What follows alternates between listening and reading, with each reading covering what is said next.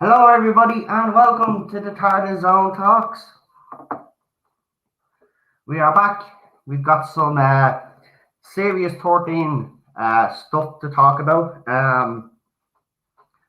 Radio Times, I think it's Radio Times, have published an article and the writers and directors have all been revealed for Series 13.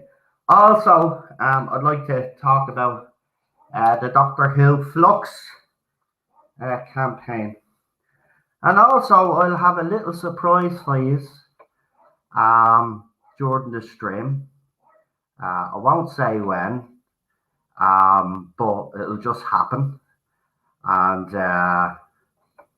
yeah, it'll be interesting to see some people's reaction because a lot of people have asked me this in the past. And, you know, I can finally, actually, it's just come in time for Series 13, let's just say. So, yeah, looking forward to seeing people's reaction in the chat. So let's talk briefly about Doctor Who Flux.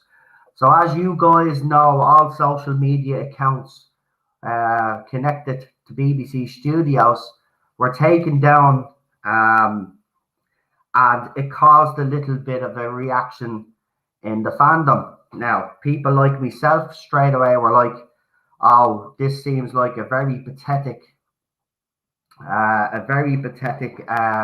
promotion drive. What are they doing? And it turns out it was. Now, see, here's the thing. This is where they've got it wrong from day one with the promotion of this era.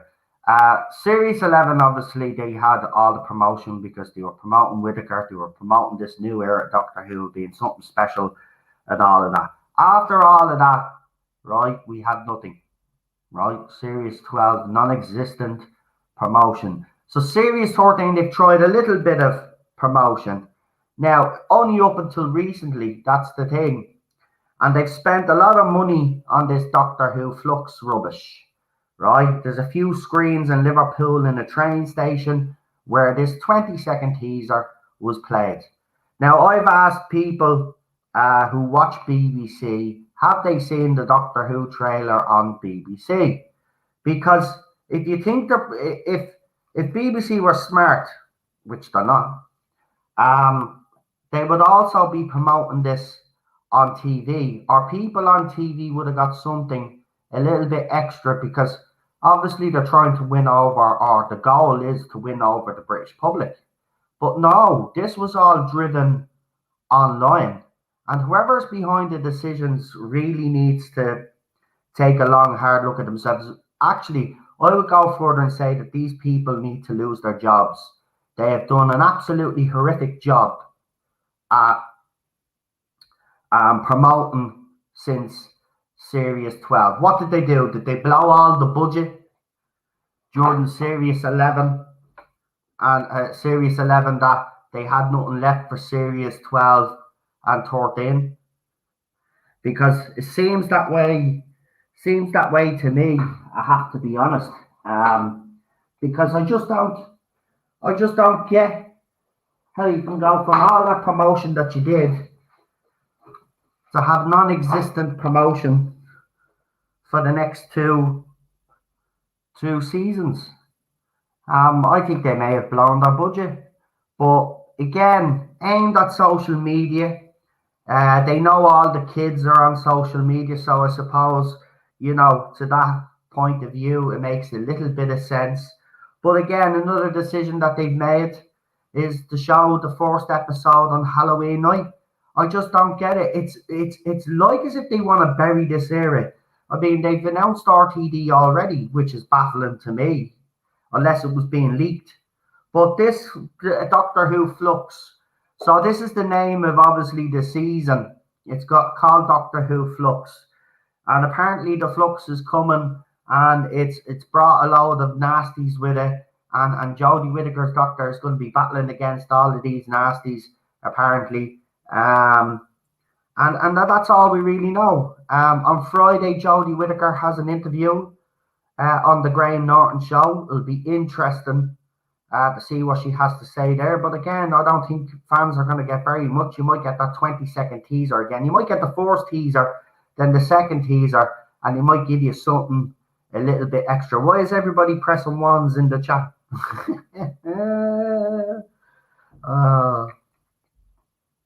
But I just don't get it. They've blown a lot of money on this, and all it's appealed to is people on social media.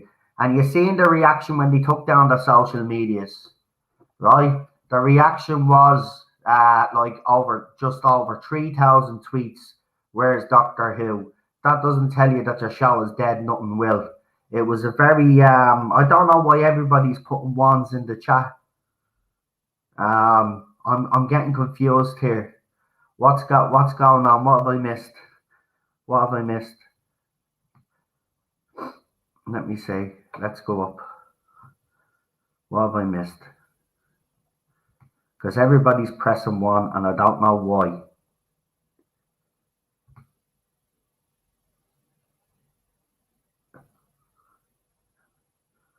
Right, I don't see why everybody's putting number one.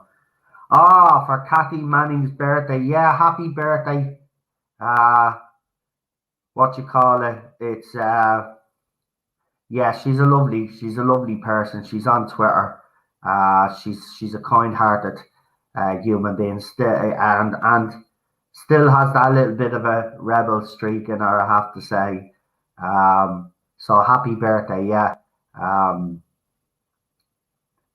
So yeah, I should have. Yeah, I didn't look proper. Pay attention to your chat, and you'd know, says PD Rich. Come here, right?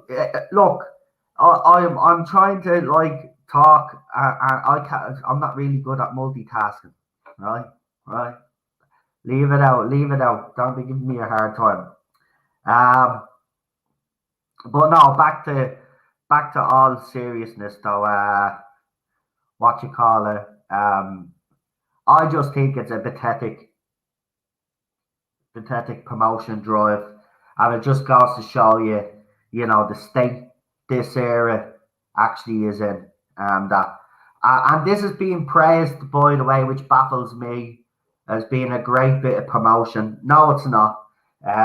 This era, or this series should have been well promoted by now, in the run up to the 31st of October, right? Should be well promoted now. All fans have gotten is 2 teasers and a few photographs, right? That's it. That's not good enough. That's not how you promote your show, right, around the world and in the UK. This is Doctor Who, for God's sake. RTD's announcement got more traction, which, as I said, I've questioned the decision to release the news. Unless, as we have speculated on this channel, maybe someone had gotten hold of it, knew who they were bringing back, and were afraid that it was going to be leaked, so they decided to basically preempt that. So apparently there's a trailer tomorrow, but it's too late. It's too late. That trailer should have came 2-3 months ago during the Comic Cons. That's where that trailer should have been. That this is the point, fans are okay that you get a trailer tomorrow. And I've seen that on Twitter, like, it's absolutely, like, it baffles me. Like, their expectations of what they should be getting has lowered. Their standards have lowered for some reason. At the end of the day, this series, as I said, should have been well promoted by now. We should be getting one final trailer. You give it a few little teasers like RTD and Moffat did, And then you get one big feckin' ass trailer. We should have got that during the Comic Cons, but we didn't. He sat there with Jodie Whittaker and Manif Gill and John Bishop, and then they brought your guy on who's playing Vinder, right? We got a couple of images and a little teaser. We should have got a full-blown trailer there. This is how incompetent these people are. Like, so I'm seriously starting to think that they blew all their budget on Series 11. Was Maxine the Rosa writer? No, Maxine Alderton was not the Rosa writer. She was the Haunting of Dida Via Daddy, wherever you bleeding call that bleeding episode. She wasn't the writer of Rosa. The writer of Rosa was what's her name? Mallory Blackman. That's who wrote Rosa. But I am going to go through who the writers and the directors are now, so just bear with me and I'll get the article up.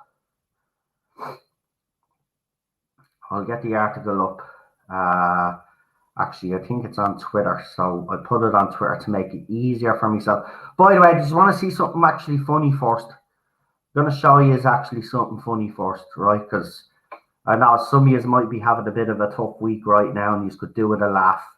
Would you like a bit of a laugh? I'll give you a bit of a laugh. Right? I've never seen this image before, by the way. So I was actually, someone obviously did this, and I think it's absolutely hilarious. So here's something funny for you.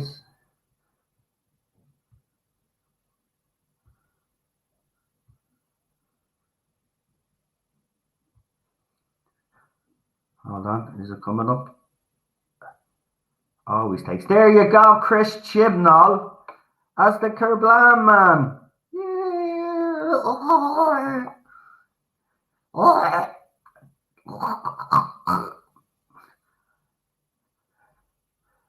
Yeah, there you go. Whoever put that together, whoever did that, it's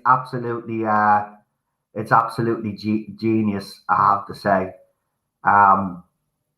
Looking at that image, you could have very easily played the Kerblam Man, couldn't he? Or the Kerblam Man's boss. That was a decent enough episode until we got to the end. But that, I thought I'd show you that something funny there. So someone says Postman Pat, Postman Pat, Postman Pat, Postman Pat, and his black and white cat. Do do do do do. I think they've changed the lyrics or something of that song as well because, you know, to fit in line with all the nonsense today.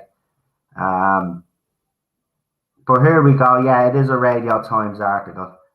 So we'll get this Radio Times article up. Don't really like reading their articles because, you know, the journalists are just, you know, yourself.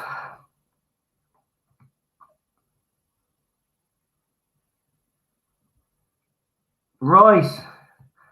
Here we go. This is what we're here for. The article. Right. So let's screen share that. Oh, hold on. It's still bleeding buffering. Hold on. The cookie thing is going to come up and all of this rubbish. So I'll just give it a second. It'll be very interesting to see who he's gone with. There was rumor that Ed Heim was going to be brought back, which I can't understand. But we'll read it now. It's here we go. Well, we don't know if Series 13 will bomb. In fairness, though, to you, Lee, I will give it to you. The fact that we've had the 2 seasons that we've had, it does make it more than likely that it will.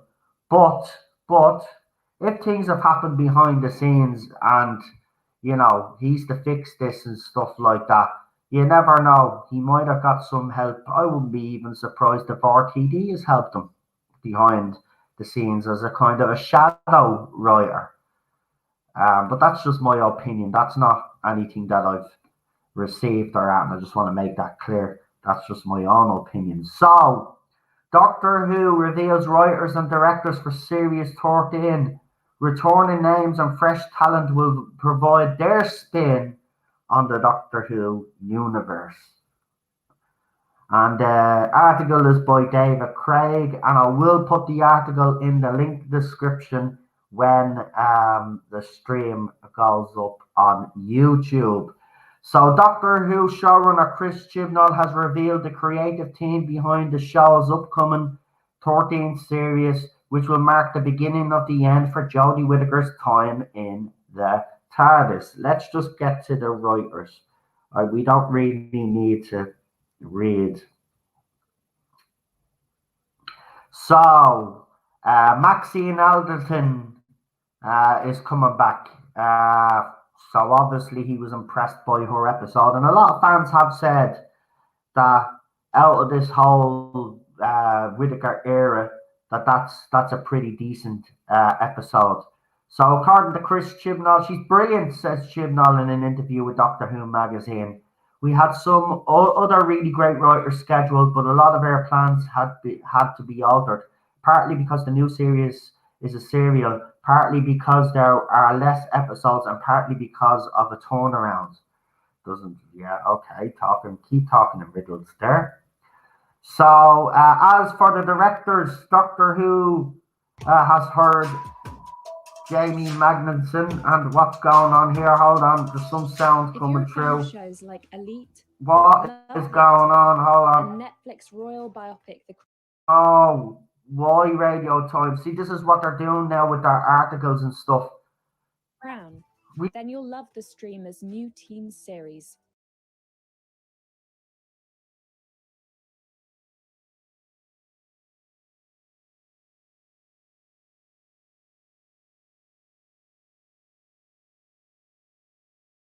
Young Royals.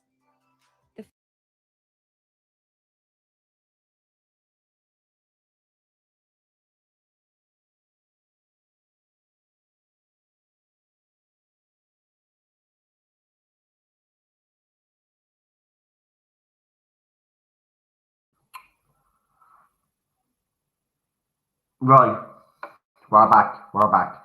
That derailed the bleeding street. See, the Radio Times now and all these other news articles now, they think they're being smart by putting in videos now into their bleeding articles. Before they wouldn't play unless you press play. Now they have them on autoplay. So when you're reading an article, then if there's something that obviously can be copyrighted, now they'll do it. I tell you, I can't. Ridiculous, man. Right. Anyway, go back. Anyway, where are we? So, so she's brilliant. Yeah. So Jamie Magnuson Stone, who I spoke about on this channel, actually. I actually said he was coming back. I should try find that video now and throw it up. I did actually say he was coming back, so that's one. Obviously, composer Sigrid Akinola is back as well. This is actually a shit article. Where's the list of directors and writers? Like, it said Maxine Alderton and Jamie Stone Magnuson, and said there was new talent. But who is the new talent? Who is the new talent?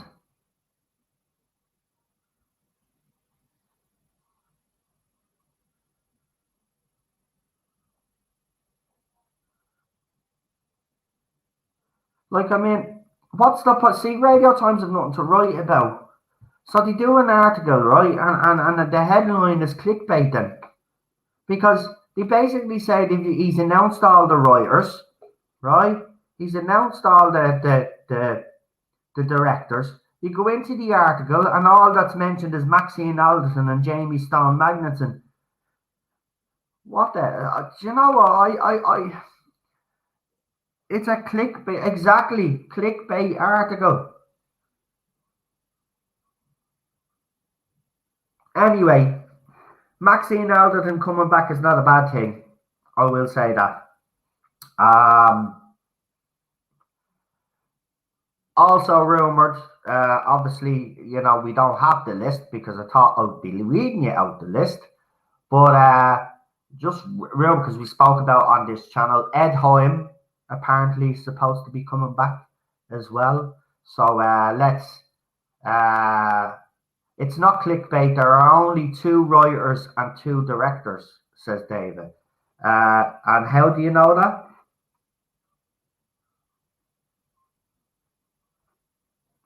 Because I haven't seen anything unless you've read the magazine. And if you've read the magazine, can you tell us who those people are? Is it that's two? Okay, so you've got a director and you've got a writer. So who's the other director and who's the other writer? Are you telling me that the other director and writer is Chris Chibnall himself? Well, I wouldn't say he's directing, but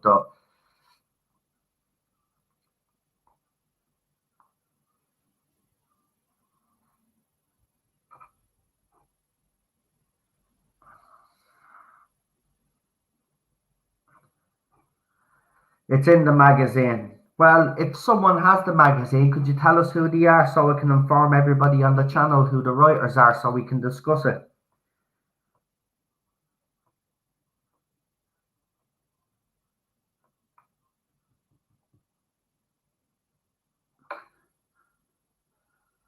Right, but I'm asking who they are. Don't keep telling me that it's being confirmed it's two this and two that. Who's the other two? Who's the other writer and who's the other director then? Jesus, it's not a hard question.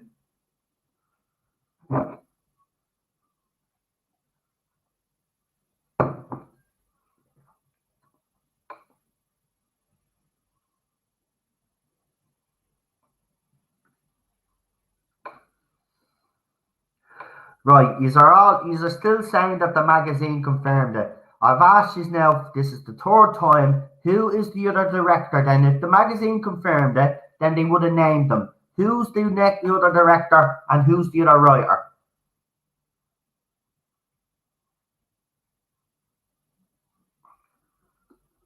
So Chris Chibnall's the other writer. And so you've got Maxine Alderton and Chris Chibnall writing this. That's what you're telling me. And that Magnuson is the only director for the whole series.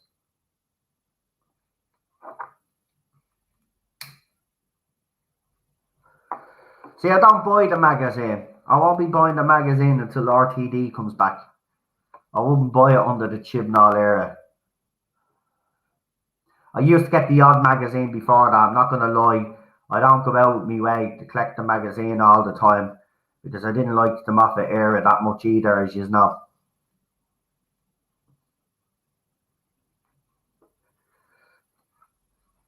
Right then. That's brilliant. That's all I was asking.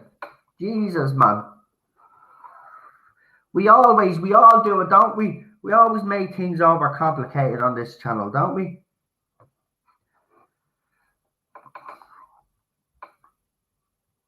Right.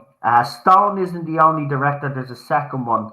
The name escapes me though. Oh, but thank you, Dave. It's at least you told me there is another director then. So there is another director along with right. Well, I suppose it does make sense, doesn't it? Because it is serialized. I don't know actually. I'll ask you about this. The fact that it is gone serialized, which a lot of fans were crying out for anyway, and said that Doctor Who had to go that way and adapt. How you all feel? I know you aren't happy with the first two seasons, right? And I know that. But the fact that they are actually doing something that you all cried out for, right? You all said you just wanted Doctor Who to be serialized for it to survive. Now that it is, do you think it's going to make any difference to the ratings or to the way people think about Chris Chibnall's era? Do you think they might go in and take a sneaky look to see if a serialized version of Doctor Who actually works? I liked it when Moffat did it. Yeah, I mean, he had his story, didn't he? He had that one story arc going all the way through, I suppose, the River Song one. But this is Chris Chibnall. See, with Broadchurch season one, he could do it. because that's drama. Always say the seasons after that are a bit, the quality goes down. But yeah, I don't know. I think the ratings are impossible to salvage these days, but some of the best seasons of Classic Who had bad ratings. I think you're right. Yesterday, Noel, there was a photo of the TARDIS still up somewhere. They were filming something else. People think it's the 14th Doctor, but I think it's too soon. Yeah, some people have also speculated it's David Tennant. Look, I don't think it is the 14th Doctor, but I knew they weren't finished filming because the way it was worded yesterday, they just said that Jodie Whittaker and Mandeep Gill had wrapped up. They didn't say that Doctor Who had wrapped up the way they always say it. So that's why I said yesterday I don't think filming has stopped, and if the TARDIS has been spotted, well then obviously they're still filming some shots, which is obviously for some of the specials because Series 13 has to be in the can if it's being released in 2 weeks, unless this is a last minute job and they're slapping it all together, which would which would make me laugh in a way because you kind of half expect it at this stage with the way Chris Chibnall has run things since he took over as showrunner. Um, but no, John Bishop had done a video, Cinnamon Toast Crunch, to say that he had finished his scenes on Doctor Who, and that was it. It was a wrap, and he had a great time and all of that. So John Bishop is finished. Bradley Walsh was seen on set as well, apparently, or seen in the locale. He would be finished as well. I'm telling you now, it's something to do with probably the specials, and it's probably some external shots they need to take or something like that, or something with characters that don't involve the Doctor. Um, but I don't look. As I said, everybody's speculating. For all we know, could be David Tennant. Here, look, there's even rumors, right?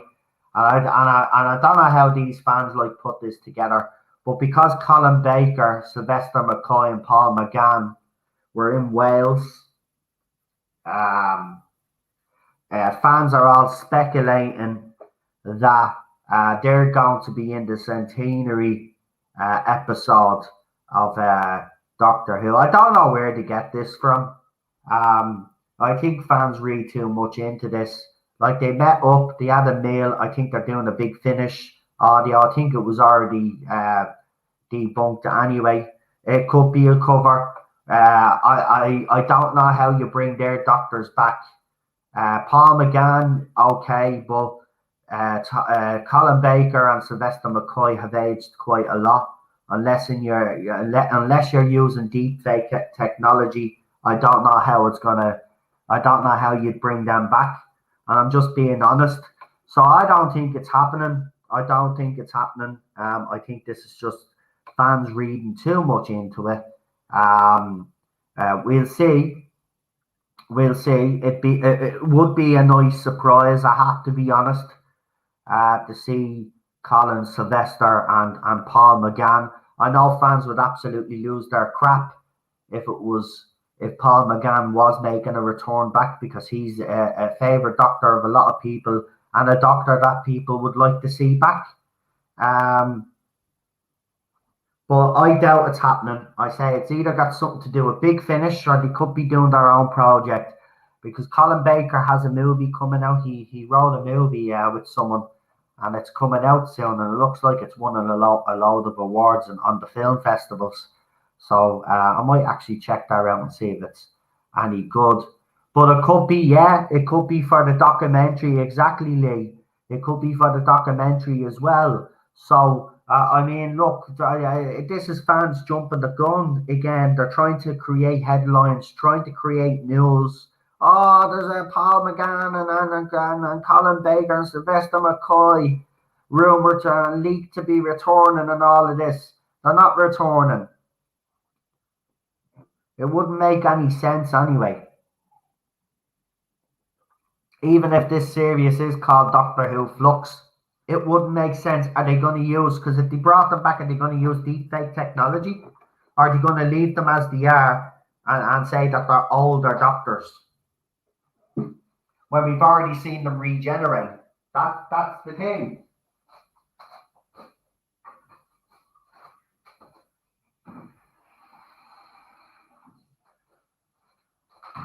So that's why, look, logically, if you think about it, I don't know how it would work. David says, probably we're in Wales for a documentary. I agree. I reckon it was a documentary, and it probably has got something to do with the centenary. I wouldn't rule that out. But to jump to the conclusion that they're somehow going to be part of Jodie Whittaker's final stand just doesn't make sense to me, unless you're going to be using deepfake technology like they did with the Luke Skywalker reveal in The Mandalorian. And don't get me wrong, if they did do something like that, you know, whether you'd like the series or not, you would have to praise that. That would be very clever. But the problem I have is BBC really that clever? Is Chris Chibnall really that clever? And if you look at the evidence that we have, and that evidence is his past 2 seasons, I would say no. I would say this man is way over his head and hasn't got a clue what he's doing. So, as for Salim is the second director, says Sigma later. Thank you very much for that. Now at least we know who the 2 directors are. So Maxine Alderton and Chris Chibnall are the writers. Damn, so we got rid of all the other writers. But he said he brought in some new talent, so I don't get it. Because people are telling me that there's only 2 directors and 2 writers, right? But the article literally says that he's brought in new directors and new talent. So who's the new talent? What, new cameramen or something? New grip men, women? What's the new talent? A new camera polisher or something? Like, explain, what's the new talent? Again, this is, the Radio Times have nothing better to bloody report on. So they will just do a clickbaity article.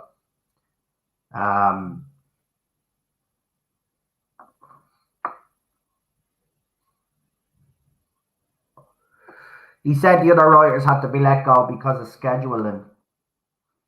I know, it doesn't sound really too good behind the scenes though, does it? Does it though? I have to be honest, it sounds a bit shady, man. Sounds a bit shady. Right, don't get me wrong, right? He went from, 13 episodes to, 10? 8? I forget. See, it's been that long, I forget. Right, so, fair enough, he would have had reduced writers, right? And I can understand, but right, we're getting 6 episodes plus the specials.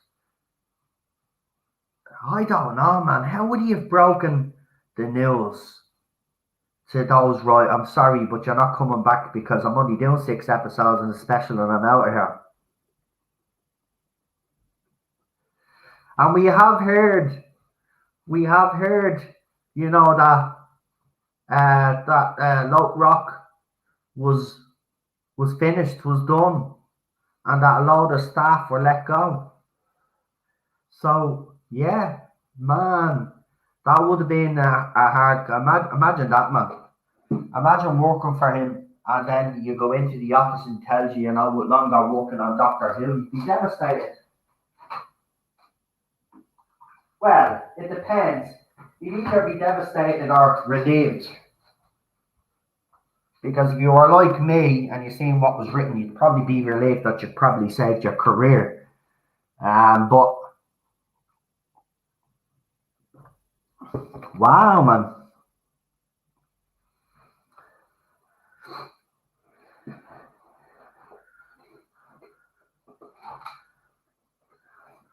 I don't know. It's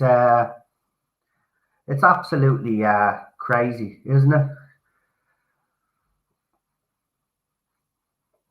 I've been a fan since the Pertwee years. I turned 60 in March, but gave up on Doctor Who after the very boring Series 11 and have no reason to watch Series 13. That just reminds me, we will be reviewing Series 13 and we will have panels for Series 13 for people that do want to watch. But I understand where you're coming from. To be quite honest with you, you're probably right to have missed this era of Doctor Who because my one regret is that I did start watching, but now that I have, I want to see it to the end. So I watched every season and every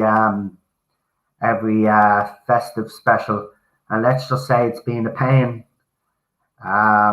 It's been heartbreaking.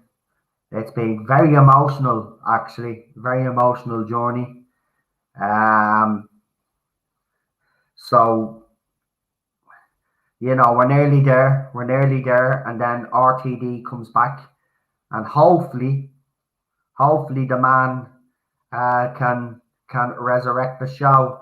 Now, I have heard that he's been given out about the LGB alliance recently, and that's turned a lot, or turned people that I know off. Um, and as I said in the chat to someone, look, as far as I'm concerned, I'm going to judge him on his writing on Doctor Who. Whoever he has offended, I should say, are the people that will pull him up on that. That's their job. My job on this channel is to analyze and to talk about what he's going to do with Doctor Who. If we were to take everybody's personal feelings and ideals into account, well, then we probably wouldn't even be talking with each other because that's how bad society has gotten. Everybody is entitled to their opinion, and people are entitled to be outraged if they want to. And if they believe that he's crossed the line, well, then that's up to them, the people that he has offended, to pull him up on that. As far as I'm concerned, the writing that he has on Doctor Who, and that's what I'll judge him on. He's back to try and save this show, so I'll judge him on the writing. And I know it's like, what I found is this, right? I've been told that I'm setting myself up for a fall. That really I shouldn't be as enthusiastic and buzzing as much as I am, because, as I said, I'm only setting myself up for a fall, apparently. I understand RTD's writing. I know the way RTD writes. He is very progressive. The reason why I'm not worried about Doctor Who right now is because when he was showrunner in 2005, he was very progressive. But he let his stories and his characters do the talking, right? If you look at what he's done since then, same thing. He lets the story and the characters do the talking. He's not going to all of a sudden change his approach because now he's showrunner of Doctor Who again. He will have that very basic approach, but obviously he has a plan in place. But it's like people are trying to convince me not to be as enthusiastic and as buzzed as I am. And I'm getting people coming into me thread, me comments, being that negative. I think you're setting yourself up for this, that, and the other. Look, if you guys feel that the RTD is not going to work out and that we're going to get more of the same, that's fine. That's fine. But could you keep that to yourself, right? Because, I I'm enjoying this buzz right now. I'm enjoying this wave right now. And even if I do set myself up for a fall, and this turns out to be go pear shaped, right? I'm willing to take that L. I said it, right? But nobody's gonna stop me from being happy and delighted that RTD is back. I know what his writing style is like. I know what his politics are. I know what his agendas are, right? But with Doctor Who, he's always put his writing and his characters, and they're the ones that do the talking. Okay? He's made some comments recently, which fair enough, people are offended, right? And they have every right to be offended. But don't be using that as a way to come to me and say, look, we're going to get more of the same now. You're just setting yourself up for a fall. Look, if that's how you feel, right, that's fine. But let me have my buzz, my happiness, right? Man, it's getting as bad as the other side. They're trying to bring me down as well. Like, leave it out. Let me find out for myself. If I'm wrong, I'm wrong. I'll come on the channel and say I got it wrong. I really thought he was going to do this, that, and the other. Right? But people shouldn't be trying to convince me that he is going to go that way. Let me make up my own mind. Let me look myself. Let me see who he casts as the Doctor. Let me see what his trailer is like. Let me see what his first, second, third episode is like before I judge him.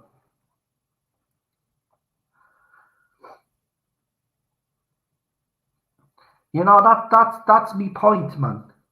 Yeah, I'll be bringing people on now in a minute. I was going to announce that because I have a little surprise for people as well tonight. I got something today delivered in the post. So you will see in a few minutes. Just bear with me for a second, though. But I'm just... Look, I get it. We've had a bad five years under this regime. There are still people out there that are skeptical. They still think we're going to get more of the same. You have every right to feel like that. But don't be like the other side and try and enforce your belief or your gut feeling on someone else.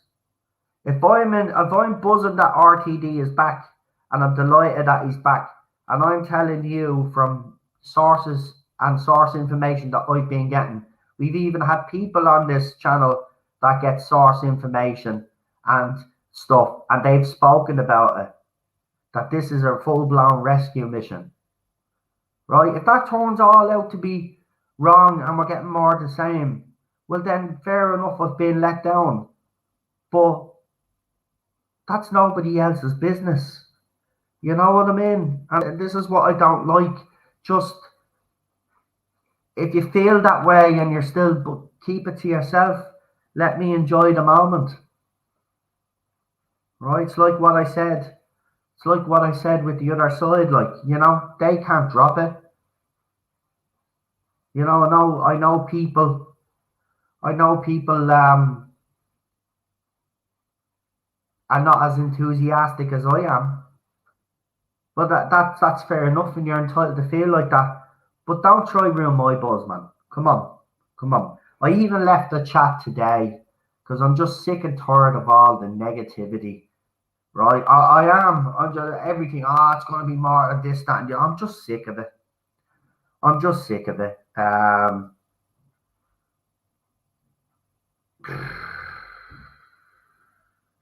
just want to enjoy it. And look, when we get there, and if it turns out to be more of the same, then fine, fair enough. But at least I'm happy now. I'll be happy up until, obviously, I see something on screen. And then I'll know if I was right or wrong in me, in how I felt at the time. And that's what it is to be a fan. You live by the sword, you die by the sword. You stick by your convictions, you stick by your opinions.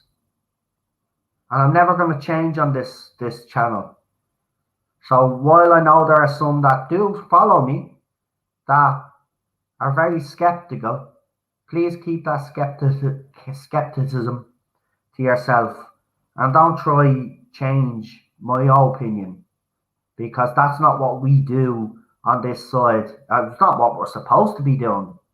We're not supposed to be trying to change other people's opinions. We give our opinions, we let people listen to those opinions, and then they can agree with me or not.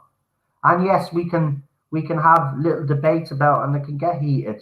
But at the end of the day, we're still all entitled to our opinions. I'm not saying you aren't entitled to your opinions, but what I'd like you to do is stop trying to change my mind. Because I've seen it. I'm told I've got it wrong. I've got it wrong. RTD is going to give us more of the same. Actually, he's going to be worse than Chris Chibnall, is what I've been told. And if that's the case, fine, fair enough, you are right. And you can tell me, you've told me so. But right now, I'm buzzing for the future. Can I not have that?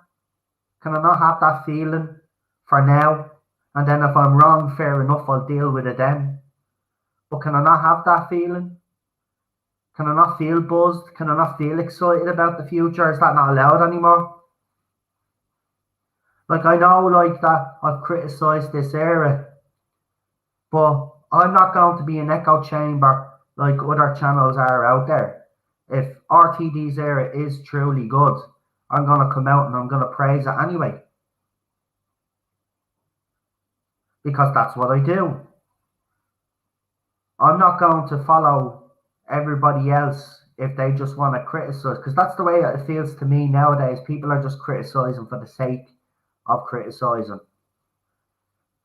It seems to be you don't have to have a legitimate argument anymore, or a legitimate point of view. You just argue for the sake. You pick one little thing, you nitpick on one little thing, and then you blow it up into something that it's not really. That's what happens. Right, so who would like to come on? Let me know in the chat. You can let me know in the chat. You can let me know in the chat if you would like to come on, and I'm keeping an eye on the chat. Why do I keep saying chat that way? I don't know. But let me know. Let me know. Let me know. Let me know. It's absolutely freezing. It's absolutely freezing. Happy to come on. Happy to come on. Any further news on Michael Sheen? Asks Leland. There is no further news on Michael Sheen. Do. No further news. No news right now at the moment. And as I suspected, it's good when the Russell T Davies era starts, because there's going to be a complete clear out, it's going to be in Bad Wolves Productions and BBC Studios. It's going to be very hard to get some information. Very hard to get some information on the RTD era, but we're trying to work on it. But in a way, I kind of don't want to be spoiling the RTD era, because if I hear stuff that's great, I wouldn't want to bleeding spoil it, to be quite honest with you. So we got Charlotte is happy to come on. Daniel says, can we just mod? Of course you can if you don't want to come on.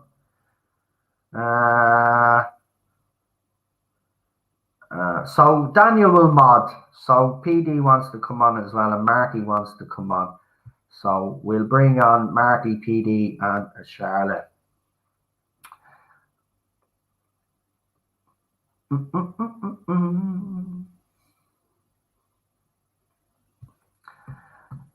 Now we got the Charlotte coming on. We always send the link to the Queen first. The show our respect. I draw the line at that. There'll be no feet kissing going on, or hand kissing. That's gone out the window now. Royalty don't get that treatment anymore.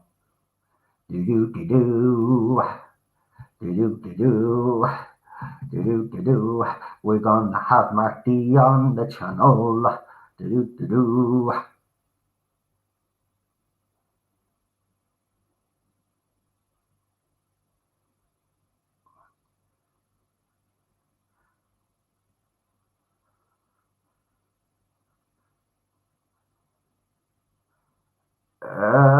Jesus Christ Almighty! You all want to come on now?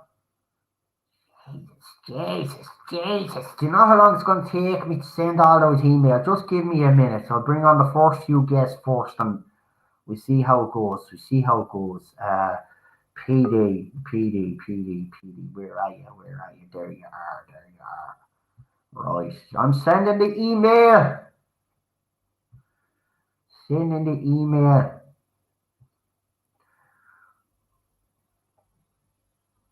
Probby's coming on. Who's Probby?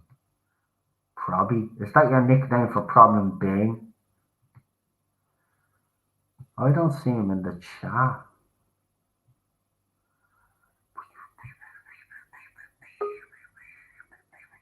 There's the Queen.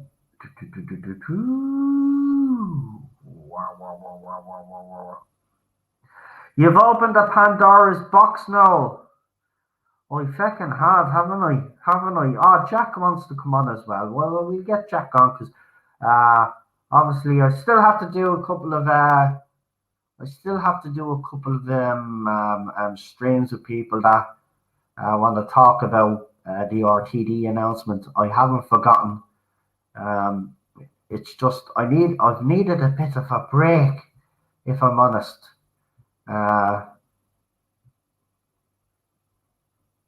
I've just needed a bit of a break.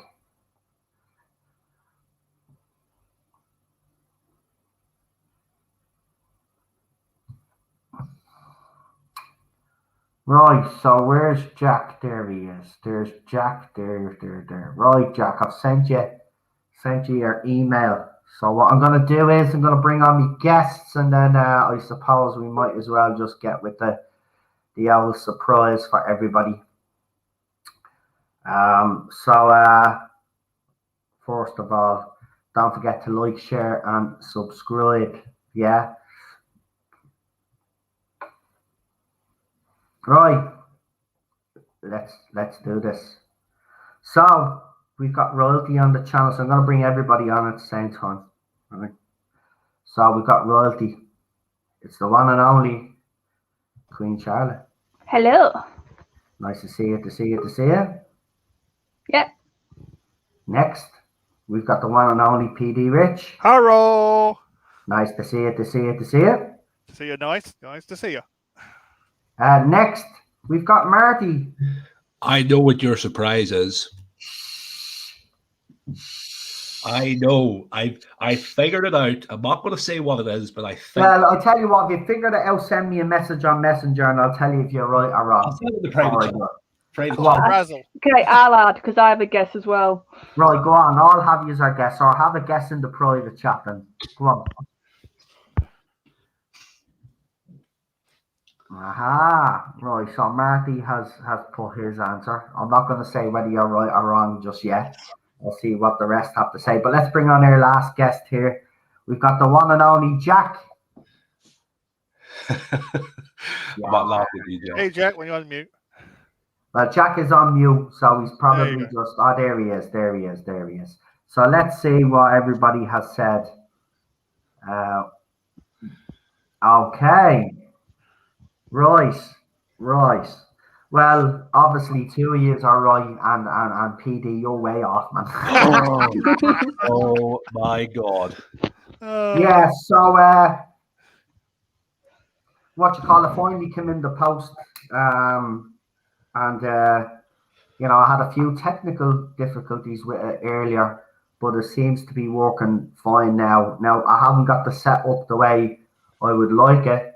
Apparently, I sound different on the stream. You sound like you're in a tunnel. You sound like you've got a mic.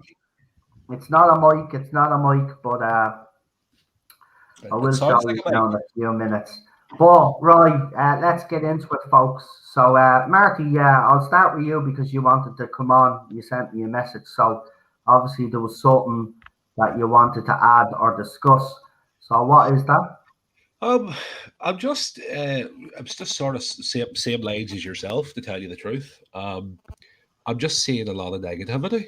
Um, from a lot of people. I know I seen the video RTD done the other day. Parts of it I agreed with, parts of it I didn't agree with. I'm not going to say which parts I didn't agree with. Uh, and I can understand, people will be offended. But judge the man by his work, not by what he says. This whole idea that people think they're going to get more of the same with RTD. I don't think so. I mean, I am not going to pass judgment until the first episode airs. I done the same thing for Jodie Whittaker. It's sort of a I was always told with Jodie Whittaker, expect the worst and hope for the best. And now I'm well, I am sort of. What would you say? I am sort of have high expectations, but I don't want to go too high in case I am, you know, uh, in case it backfires. But as I've said to you before, complete faith in the man. He's going to do it his way. For those who've read his book, I always keep going back to his book, The Writer's Tale. If he wants it his way, he will fight to have it his way, and he will get it his way. Because I can't see him messing about. I mean, he complete creative control with Jane Tranter and Julie Gardner. So, I know there is some people out there that they are, what would the word be? They are skeptical. Do you think, I want to ask you this question, and I'll ask the rest of the panel as well. You can answer this, and then I'll go around the rest of the panel. Do you think, because I'm starting to think this, do you think it's moaning for the sake of moaning? I'm not saying that people shouldn't be offended by the comments that he made. I'm going to sit here right now and tell you all that I haven't watched the video. I've taken your word on it that there are things that you agree with and things that you didn't agree with. So obviously he did say some things that upset people and there has been a reaction. But do you think the reaction is just for the sake of a reaction, or is this a legitimate reason to react to whatever he said? That's what I'm trying to ask you. Do people have a legit? Because I have people come to me and say, "Well, this is a reason why I think you're wrong about RTD," and I've actually sent me the video, but I won't watch the video because I want to judge the man on the work that he does on Doctor Who. That's how I feel about it. And as I've said, if people have been offended by what he said, they have every right to be offended and they have every right to call him up on it. That's up to them. My job here on this channel is to judge him on the casting decision that he makes, his obviously then the interviews that he does to analyze them, and then obviously to break down the trailer and to do reviews on his stories that he does for Doctor Who. That's my job on this channel, right? Yeah. No other job. So what do you think? Do you think it's just outrage for the sake of outrage, or do you really think that there is a genuine worry there? I get where you're coming from. I can see both sides to the argument. Right. There is people out there, I'm just going to say it, who will moan for the sake of moaning just so that their tweets can be seen or whatever. There's people who will do that. There is people who will, have different views. At the end of the day, opinions are like assholes. We all have one. And, we have our own opinion on things. And, as unless you've been living under the rock, RTD's a man of the left. He is progressive. You could say the word woke if you wanted to. But, I always go back to, here I go again, back to the book, page 57 of The Writer's Tale, the very beginning of it. Here's the thing. RTD is woke. Yeah. If you go back and watch his era, it is. But it's because the writing and the character development is so superior that we don't notice it as much. Yeah. And I think that's another thing as well that I think is going to happen as soon as there is some sort of message, people are going to latch onto it. And what I said last night is, well, you will want to go back and watch the 2005 era again and watch these seasons all over again. Because that's what you're going to get, except, as I said, you're getting a more mature and award-winning RTD coming back to Doctor Who, right? That's what you're getting. RTD has settled himself in the book. Story first, political second, but he has always said in these books, he has said, if you start out an idea thinking of a political message, wink, wink, nudge, nudge, Chris Chibnall, your story's going to fall apart. And he doesn't do that. You look at the likes of Turn Left. Arguably, I would say maybe one of the most, if not the most, political episode he ever wrote. He's basically, an episode which sees the return of labour camps in Britain, basically referencing, dare I say it, Germany in the 1940s. It was basically a modern day version of what happened in that time period that you're referring to. It was a modern day take on if that happened again, what could it possibly look like? And that's what Russell was doing. But unless you, I know it's not trying to make the audience stupid, but it's to the point where the adults understand it and the kids understand it. So that's the way his writing is. He does it where the adults will get something out of it and the kids will get something out of it. Yeah, it caters for everyone. He caters for everybody. Whereas, and also the difference is, like, let's take, for example, Orphan 55, which is like the token example from the current era. Yeah. We literally have a scene with the Doctor staring at a camera for 5 minutes, telling us we're all evil for global warming. Let's compare that to... Well, but that's my point. Look at the delivery, look at the way it's done, and look at how Russell did it. It was one line of Wilf very quietly saying that's what they said before. Yeah, and he didn't have to give a whole speech, did he, about the Germans and that time period. It was one line, and it was enough that if you know your history and you click how old Wilf is, that he was you know exactly what he was referencing. Yeah, it's not just that, but it's like, sorry. It's like how powerful is that scene and the way it's acted and the music going on and the tension that it builds. I mean, I remember being like quite shocked when I saw it because I knew even as a kid. Yeah. And you're right. It's the way that Bernard Cribbins delivers that line. It's heartbreaking. Where if that was Chibnall, it would have been, oh, what do they mean? Well, what's the point? That's you'd have an animation. You would have cut to an animation sequence. I'm not even going to go any further after that. I know. But you just know, like, but that's the same thing you'll get with RTD. He is a way, like he's even said it himself. He has political opinions which he wouldn't put into the show. He has some that he does put into the show, but as he says, it's story first, story first, and then what he does is go back and he might tweak the odd line here and there, which would make reference to such and such. Yeah, exactly. That he does. I mean, for God's sake, if you want something that's a bit more in your face from the Russell era, Harold Saxon. That whole storyline is him basically commenting on politics and how politicians use the media, they use celebrities, they warp perception almost to trick people to vote for them. That's what Russell's telling us. What I love about RTD's era is, and I was a kid when it was out, I didn't have to understand all this political stuff. I could just enjoy it. Because nothing about it feels like you're at school. It feels fun.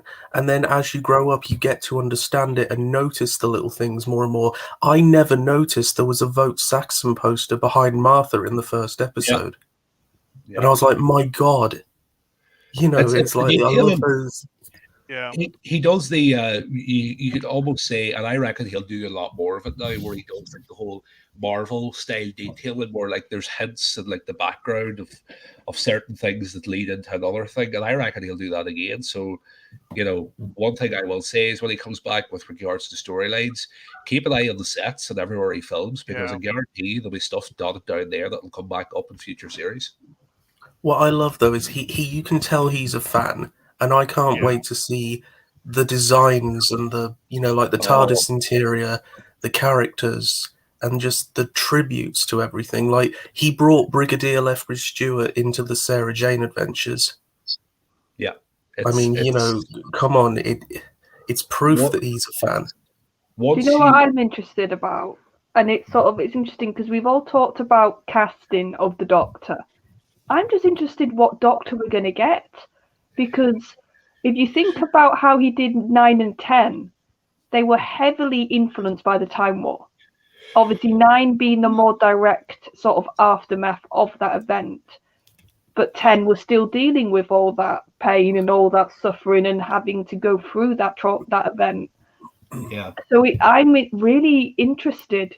What Doctor is he going to give us? Because he hasn't got the Time War as the backdrop like he had first time around. Yeah, well, Moffat ruined that. I genuinely think, and I've said it before, if he does go this road, I reckon he will do it justice. Yeah. And if I'm wrong, I will come on here in 2 years' time and I will say that I was wrong. But I genuinely think he's going to. Well, I don't think you need to do that. At the end of the day, you're buzzing, and the reason why you've come to the conclusion that you've come to is because you've read his book and you've seen his past work. I you've reckon heard all the statements he's made. I reckon we're going to get, in my opinion, we're going to get a female Doctor, no nonsense, no crap, very similar, perhaps, to Series 8 Capaldi. That's what I think we're going to get. Not in a woke Karen style. Do you think it's Lydia? So do you think it's Lydia Weston? Because her name has been heavily linked. Do you think it's Lydia West? Two names that are in my head at the minute: Lydia West or Ben Whishaw, Q and James Bond. That's the two names I reckon that are there up on that list. I can see. I've said this before. I think Russell would do a female Doctor justice. Yeah. But from the way Russell's always talked about the character, I think he sees the Doctor as a male role. Well, 2 years ago, do you remember I put up, if people haven't seen, I put up on Twitter and people were saying, nice find now, because I found a BBC Writers Room, I think it's called, video on YouTube from the BBC. Yeah. Where 2 years ago it was, I think it's 2 or 3 years ago now, but Jodie was firmly the Doctor. And he was speaking in the Doctor in male terms. Yeah, because I think that's how he sees the character. And I'm going to be fair. I don't think the BBC. We sort of said Russell will have a lot of control. I think if there's one thing the BBC will sort of have a bit of a say in, if they've got any say, is to basically say you can't do a female Doctor straight after Whittaker. Maybe later down the line you can do it, but not right now. And that's what I could see him do. I generally think that if he is staying for new Doctors, which I reckon he will, I reckon he's going to do a male and a female. But he probably will do, he may do the male first. I would put more money on him doing a male Doctor first than a female Doctor. Yeah, I can see maybe like 15 being female. Because but here's the thing, right? If Doctor 14 is so successful because it's a man, do you think they would actually take the risk? Yeah. Okay, let's try this. You see, that's the conundrum that they would be in. I don't want. If RTD manages to pull off the miracle, right? Say this show, the ratings do start to jump, right? The new 14 Doctor happens to be a man and gets into his stride, right? And then he decides to leave, and then they have to cast a new Doctor. Do you really think that they would take the risk of getting another ratings hit to try this experiment again, even if it is under RTD, and even if some of us do believe that he would do a female Doctor justice? Do you think they would take that risk, though? Do you think Bad Wolf Studios and BBC Studios would take the risk after what happened. No, because then you'd have to go. If you went and done that and it backfired, you would be bringing in a 68-year-old Moffat back to run the show, and that's exactly what we don't. Can you imagine that, right? You bring in a 68-year-old Moffat, right, and he resurrects the show, and then oh god, we've come full circle and we're back with Chibnall part 2. I'll ask another question then. Very interesting one. Do you think that RTD may lay the groundwork for a female doctor? Yeah, that's what I think he could be doing. I wouldn't be surprised if, or maybe because we know Russell has talked that he wants to go platform, multiple shows, sort of Marvel template. Maybe do like a spin-off with a female doctor and have the main show stay male, but have a spin-off. Because he did Sarah Jane, so maybe do a female doctor that way. Or even bring back another companion, have Luck strike twice and bring back Ace, do a spin-off show with her. Yeah, that'd be a good idea. Do you think Katie Manning would be up for coming back? I think she would be. I think she would be. Not for I love this so much. I don't know. She came back for Sarah Jane. She did come back for. How many years ago is that now? How many years ago is it since? I was 11. Death of the Doctor, wasn't it? Sarah Jane Adventures was on there. You have to take that into account. But she's still active in the fandom, though. She's still I follow her on Twitter. Active. No, true. I follow her on Twitter myself. She's very active and stuff, and she's still doing stuff. But do you think she could really, do you want personally? Maybe not as the main character, but as someone who just comes back. If they didn't want to do a classic companion, there's one companion that I'm dying to get back, and that's Martha Jones. Why not bring her back? Yeah, I can see her coming back for a one-off. See, this is why I also think it's clever that he's doing a 60th first, because he can get all the nostalgia grabs, he can get all the fan service out the way in that 60th. If you want to bring back all these characters, because that's what the fandom's doing now. If you look at articles and people talking, they go, no, this person should come back, or this should come back. I think the 60th's really clever as his first stab at this, because he can get all that out the way in one episode. The trouble is, if they do bring Martha back, Mickey won't be her husband anymore. Good enough. Bring back Dr. Tom Milligan and get Tom Ellis back into the show. He's finished Lucifer now. Oh God, yeah, wouldn't that be a catch if they could get Tom back? Right, here we go. I can confirm one bit of news now. So Jamie Madison Stone is going to be obviously at the helm of the very first episode. But Cheryl alerted me to this because of the thumbnail. Wait till you see this thumbnail, folks. It just sums up this era in. And is this legit? This is legit. It's all on IMDb, so it's legit. There's the thumbnail. It's Jodie Whittaker with a bloody scrunch face as usual. Look at that. Oh God. Like, I mean, hold on. I'll make it bigger because I'm about to do something now in a second. I'm going to get done now with Cheryl's right. I've kind of dragged it out a little bit too much now at this second stage. Hold on. Let's see. Hold on. Right. Why did the screen share change? Hold on. Right. Sorry, my computer is doing some weird stuff right now. Just bear with me. Why did it stop sharing? What? What? Technical difficulties. Here we go. Hold on. Right. So I think I'll have to remove it again and add it again because this computer is doing me fucking head in, but nothing seems to be working there. There you go. So there you go. That's the thumbnail. Yeah. That is the thumbnail for Series 14 episode. That's the thumbnail, folks. Is somebody kicking her really hard on the back? The shit. Come on, Jodie. Yeah. At least, what the hell, man? I know they took us photograph, obviously backstage. Fair enough. Yeah, but like But so that on is a very YouTube they have the little why behind the scenes things, don't they? why So it's use probably that photo is beyond me. Are the people that incompetent that are running this show? Like, Yeah. this is another reason. It's not really her fault. That's just how she is, right?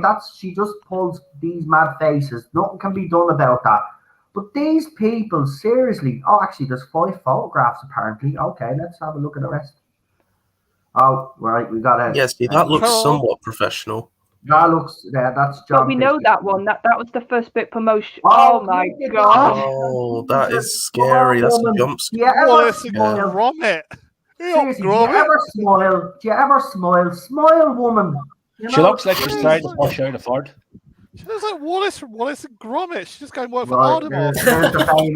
there's the famous Gromit. flip phone that they love. Oh, now, God, man, this it was looks the even photo. worse. This was the promo photo, right? And Eddie actually made a great comedy. Says, doesn't Jodie Whittaker look like she really doesn't give a fuck anymore? No, she looks like she wants to speak to the manager. Right. No. Do you know what she looks like? She looks like in her head. If you had like an internal monologue, but you could see it, it would be like, right. So, how many roles am I going to get after this? Probably 1 if I'm lucky. Go work she's probably thinking, did I remember to turn the stove off? Yeah. No. Absolutely funny. Do you know what? I'm starting to really come to your argument. Like they're trying to like humiliate this era now, aren't they? Yeah. They really are. But look, without further ado, I might as well just get this surprise out of the way. So here we go. We'll just get straight to it. All I'll just say is this. Stand by. Hello, everybody. Hey. I've got the Your old eyes one as here black now. as mine. Camera. I'm back. You're not a little circle anymore. No, you're not a little circle talking. Yeah. No. I'm back. Hello, everybody. It's been like a lifetime since I've seen. I know it's been a while. I think the last time I was on camera would have been Jordan's Series 12, and then it kind of went all pear-shaped. But yeah, the camera came in the post today, and I was able. It's actually very easy to hook up. Just put it in the side of the computer, and it comes on. So yeah, back again. Hello. Back once again. It's around again. Yeah. So you can imagine that the viewership has jumped up all of a sudden. Well, we know why that's happened anyway. But there you go. I'm back. So I'll put it back to normal setting because I don't want to just see my ugly mug there. So there you go. We've got my mug anyway. So now I'm back on camera. So there you go. People were asking why you off camera. Is it because of all the J-bots and all? No. Nothing to do with them. My camera was broke and we got a new camera. Thanks to my wife, actually. She was able to get it for me. She Googled and did her thing that she does. And she got it on Amazon and it works. Unfortunately, it doesn't work on the PlayStation, which I kind of half expected because Sony have their own camera. Which annoyed me a bit because FIFA streams really go crazy. Everybody's gone real quiet all of a sudden. You're making me feel a bit. Because it's your moment. No, but well, anyway, back on camera again for everybody. It's been a while. No, people are already asking for Ted. Now you've got a camera. Yep. Now you got camera. I see the comments looking for an OnlyFans.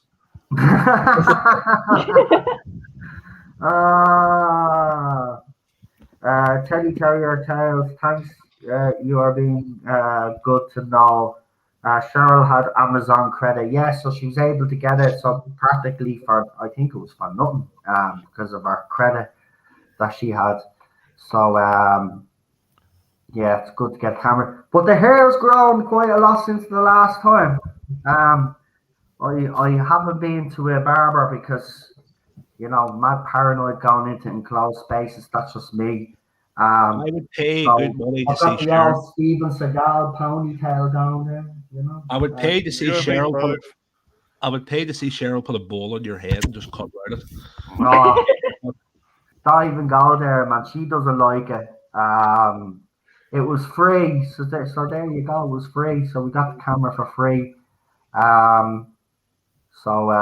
Yeah, it's actually very good. It's got its own little tripod and stuff. The angle is not the way I would like it totally, but there you go.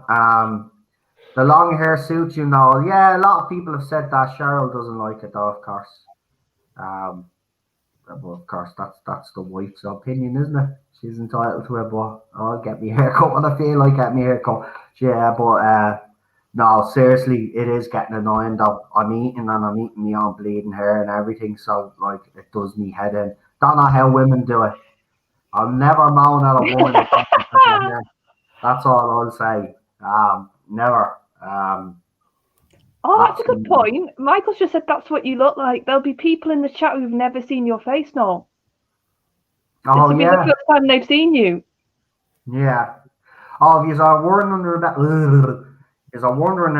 the dark circles around my eyes, I've always had them, but they do get worse when I've had a lack of sleep. So there's nothing to worry about there. Just in case anybody makes any comments. I do have the nickname Panda Eyes anyway, so because I've had this ever since I was a kid. Oh, come on, Cheryl didn't hit you that hard.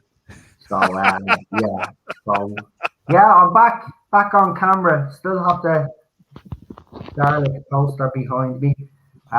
We're going to be moving the furniture around in the sitting room and stuff just before Christmas. So I'll be in a different location where there'll be a little bit more light. I'm actually going near the window, and I'll have a new poster behind me, Tom Baker poster behind me. It's an iron deficiency. Yeah, that's why I should be eating more liver and stuff like that and taking me iron tablets, but I don't because I fucking hate them. I hate the taste of iron tablets. Have you ever had iron tablets? Anybody? They're disgusting. No. You ever had calcium tablets? The taste is disgusting anyway. But there you go. That was the big surprise. Not much of a surprise, but I thought I'd try and hype it up a little bit. But you should have done it on Halloween, mate. But you could have been dressed up as well. That would have been funny. But I promise I won't do a scrunch face. Very accurate. Like Miss Whittaker. They taste like blood. That's exactly what they taste like, Cheryl. That's why I won't take you. Put them in your mouth before you drink them with water. You literally have to pop it in and knock the water back so you don't taste them. I bloody hate them. Calcium tablets are just as bad, mate. I would taste like you can eat a lot of stuff with iron in them, so I'm not worried. No, you have to look at the camera now instead of the screen. Well, but I'm looking at the chat. And hello, there's the camera. You're already getting him into the camera mode already. I love that. It's like first time, and it's like, no, look at the camera. Yeah. Hello, everybody. So, yeah, a lot of the people that take the piss out of me now are gonna love this, but who gives a crap? What? Oh well, there is over. Well, no, even them are starting to comment about the promotion and how lacking it's been. Well, like 2 years ago, that would have happened. But even now, they're starting to say, well, it sort of feels like the BBC doesn't care anymore. And it's like, we've been saying this for 2 years. Listen, I reckon that they're all at the minute. The inside production house of the BBC is probably more focused on what's happening after this is done. Yeah, in my opinion, I reckon that whoever has been in charge of the promotional material for this entire era should get their P45 once their job is complete. That they should hand over all the and probably the BBC Studios is doing it, but I think they should just hand over whatever it is the promotional thing. Come on! You know Russell's going to do a sweep of. If there's anything he's going to do a sweep from, it's going to be the promotion because he was so good at it in his run at promotion, at making the show feel big, at making it feel like it had a presence, even when it was off air. And that's what I've noticed most with the Chibnall era. Like Moffat also was like this. Even when the show was off air, it still felt like it had a presence. Yeah. Whereas with the Chibnall run, it's like it has a bit of a blip of something when it's on telly, and then it just goes silent until we get like one interview about 3 weeks before it's supposed to be on telly. It's just like. So this is why I think his eventual plan is to have new spin-offs. So it's to the point where, I'm not saying this is going to be the accurate schedule, but we're at the point where Doctor Who could finish, if it goes back to like the spring time slot, for example, where Doctor Who finishes in April and something new starts at the start of summer, start of June. Yeah, so they can basically have all year something in relation to Who being on, which would make sense. Yeah, that's what I reckon he'll do. He'll try and bring that forward back of what he had before, where there's always something on when the main show's off. Yeah, that's the thing. This is what I was saying earlier on about the promotion. To me, it seems like they blew all their budget on the Series 11 promotion, because we've had hardly any promotion for Series 12, and for 13, it's even been worse. And I mean, we did talk briefly. I wanted to actually ask you guys on the panel about, obviously, the Doctor Who Flux promotion and how good or bad you actually thought it was. Obviously, everybody knows my opinions. I think it's pathetic, to be quite honest with you. They've got a whole audience sitting at home waiting for a trailer of Doctor Who, and they put all of this nonsense online. So that's how I feel about it. I think it was a waste of money. That money could have actually went to something that my answer. that was worthy, but they chose to waste their money on this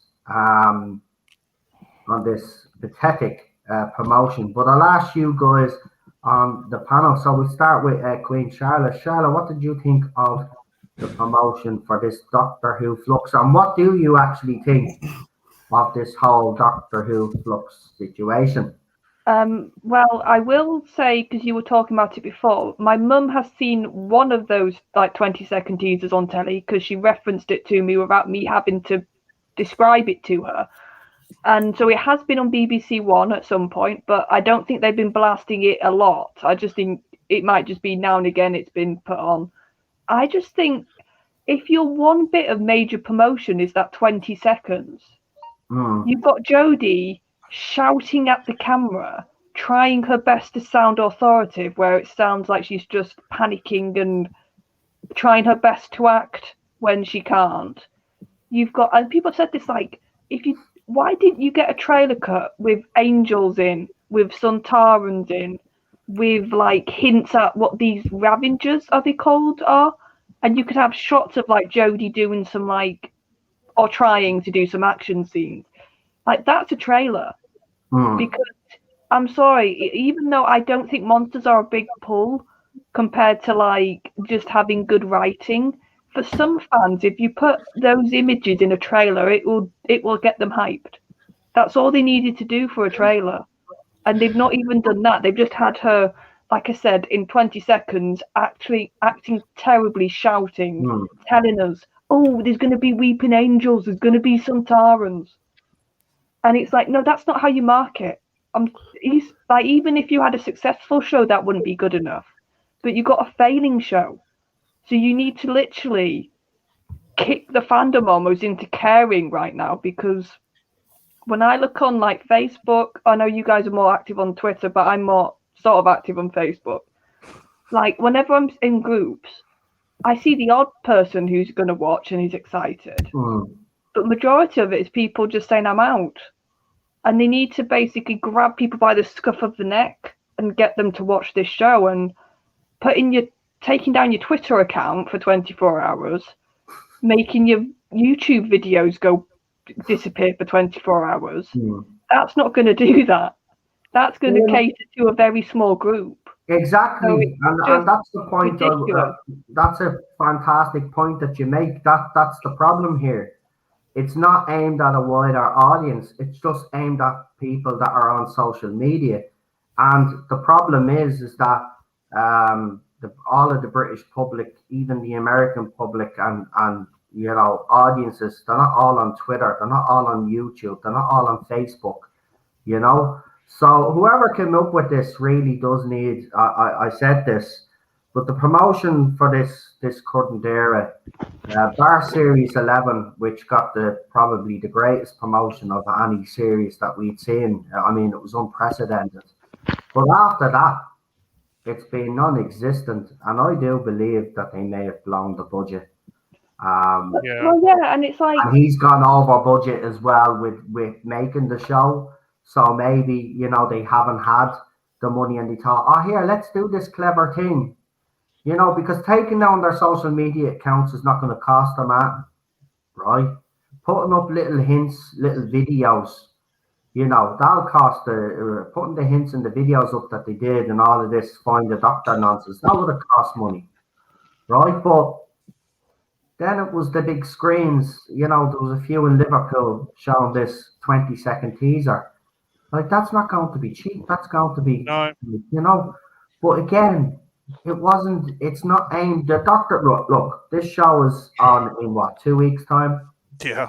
It should be there. I'll check out BBC, but in fairness, that trailer should be shown every couple of hours, every night now, to the lead up.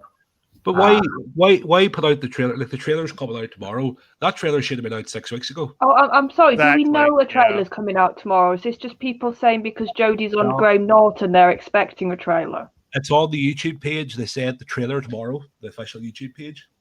Oh, so we actually have been confirmed that. Oh, no, well, I'll react to that trailer. You'll be able to see my face now. React to the trailer to Series 13. There you go. You never know. You might get a scrunch face or two if you're lucky. Okay. So if that is confirmed, we'll have a trailer to react to. But look, as I said, I'll go in with no expectations and see what happens. You never know. The trailer might actually. I doubt it, but there is a slim possibility that the trailer could blow their socks off. I don't know if you guys have seen the Sontaran photographs that were put up. Very impressive, actually. I said this yesterday on Twitter.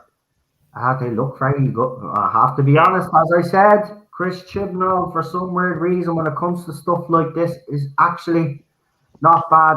And the costume designers that came up with it. Should have been a costumer, shouldn't he? Yeah, but did you like see? John Nathan Turner. But on the Sontaran heads now, you can actually see their veins. It looks real. They look real scary, I have to say. Have you not seen them? I'll tell you what. Have you seen their rank pips as well, Noel? The what? The little rank pips they have on their collars. No, they're little tiny Sontaran ships. Oh. It's cleverly done. The costumes are out of this world. I have to say the costume, I'm not going to lie. I have to say, I think, I said it when I first seen the blurry photograph, and I told you Sontarans were coming back, but I was told I was lying. It's funny how nobody's saying that now, isn't it? No. Yeah, but they're going to say it to your face now. Yeah. What I don't get, though, is I agree with you. The creature designs, when it's basically old villains he's revamping, work really well. Then who on earth designed Jodie's costume? Yeah. Well, she had a hand in it herself. She's always said that. Does that explain how bad it is, then? Because... Right. So the photographs that were put up, the person that... tweet that I retweeted, and I actually said that I liked, they've decided to actually block me on Twitter for some weird reason. So I'll have to find why. I seen today that they were filming. You were right about the show not being completely wrapped. I know. They were filming today with the TARDIS prop on some street corner. They were there for like 45 minutes and gone. There was somebody shouting that there was somebody else in Jodie's clothes there. I don't believe it. But yeah, that's what they were at. They were filming with the TARDIS prop, but there was no word of any actors being near it or anything. Do you think? I'm thinking it's either two things. This filming carrying on, like PD was talking about. It's either like special effects or external shots that they don't need actors secondary for. shots, vista shots, that kind of thing. Or could it be a lead into the 60th without like a new Doctor, but just like little setup shots for the 60th? I seen somewhere today about what was it? Instead of the regeneration, that the 60th could be that they could leave it where like she's heading off, she's dying, jump straight into the 60th with the next Doctor. Just no post regeneration, and then have the regeneration brought up on like sort of a flashback. Somebody suggests that maybe somebody like Tennant turning around to the 14th Doctor and the 60th and saying, "Well, how did you end up like this?" And then it's like a flashback to how the regeneration happened. So here's the Sontarans there. So there's the first picture. They look like Sontarans, yeah. Right. That looks like Group Marshal Stike. So there's the second picture. They're obviously on the Sontaran ship there, it looks like. Right. But there is a closer, up close photo of the head. There, look at the veins and stuff coming out of the head. I have to say that design. I know if you're not a fan of this era, that's fine, fair enough. But you cannot deny that these Sontarans look even impressive. the hair on the chin.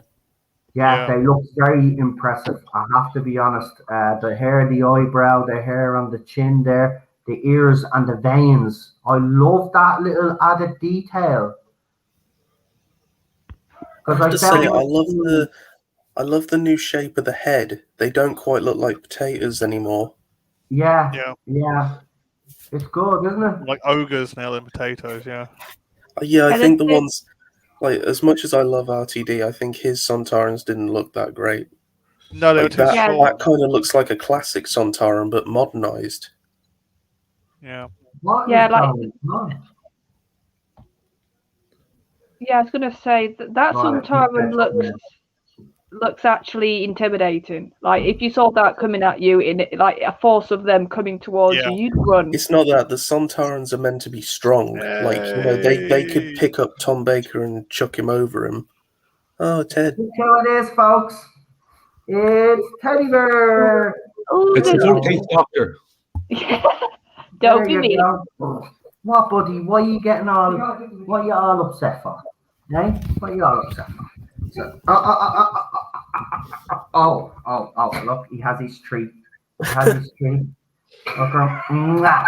there you go. He's not used to being camera. He used to be such a diva. He has to get back to being on camera. I thought Cheryl was going to hand you something there too. No. Very funny. The chat, I have to refresh, folks. So you just keep talking there. The chat because I shared a link on Twitter. Jesus Christ, the chat on stream here. They have to fix that. Right? Oh yeah, loads of problems with it. Right, so you just keep talking away there anyway, and I'll refresh myself, and hopefully then I don't have, because it took me ages to get this camera sorted. So hopefully I do hope though, considering that's a really good design, I hope the voices match it. Yeah. Yeah. That they actually have some really good voices behind those suits, because if they got stupid voices, it's going to ruin all that good work that they've done in the costume. Yeah, what I was going to say is that the Sontarans are meant to be strong. Like in Classic Who, you see they punch through doors and they pick people up and chuck them.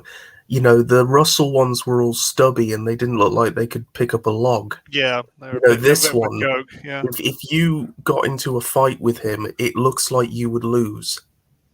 Yeah, break just because of how buff he is. I wonder, is Dan Starkey going to be playing back as the Sontarans, or is it new actors? Nah, well, we know that isn't it going to be a load of women? This is why I was a bit worried about the voices now. Oh yeah. Because some leaked shots, and they look like literally, that group at least. Like I said, it could be that just that group just happened to be females. And they've got a mix. I don't know. We'll have to see. No. Do you know what I can picture happening? The male Sontarans mess up, so here come the female brigade. They're asexual, though. They don't have males or females.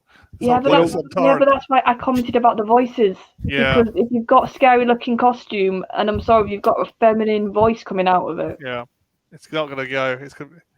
Yeah, well, it's like new Pinhead, isn't it? They've done some Pinhead and Hellraiser. It's going to be played by a trans woman. I was looking at Raymond Williams' comment there, and he Yeah. says about the commander called Commander Spud. I can just see it now. Yeah. Jodie, Dan, and Amanda walk straight into the Suntaran ship, and she goes, "I am Commander Kjarn of the 11th Suntaran Fleet." Yeah, pretty high voice. Oh. We'll have to see, but like I said, I don't want good work like that costume to be ruined by stupid decisions like we've seen in those shots. That it could have just been that group. To be fair, it could have just been. They could have been extras though. That's the thing. We don't know.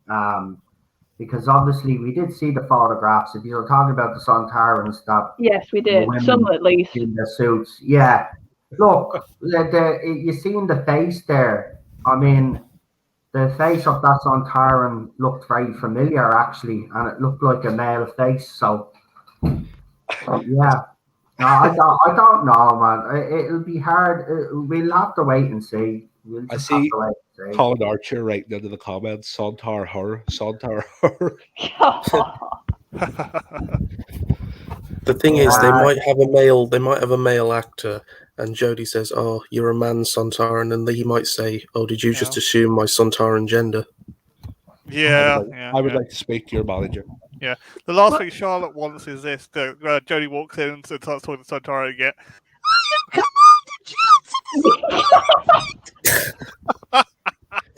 Just walks in, she's like, "Yeah, all right, Sontarans. You're right." You get that? No, don't. I'm saying this because I'm going to be watching it, but still.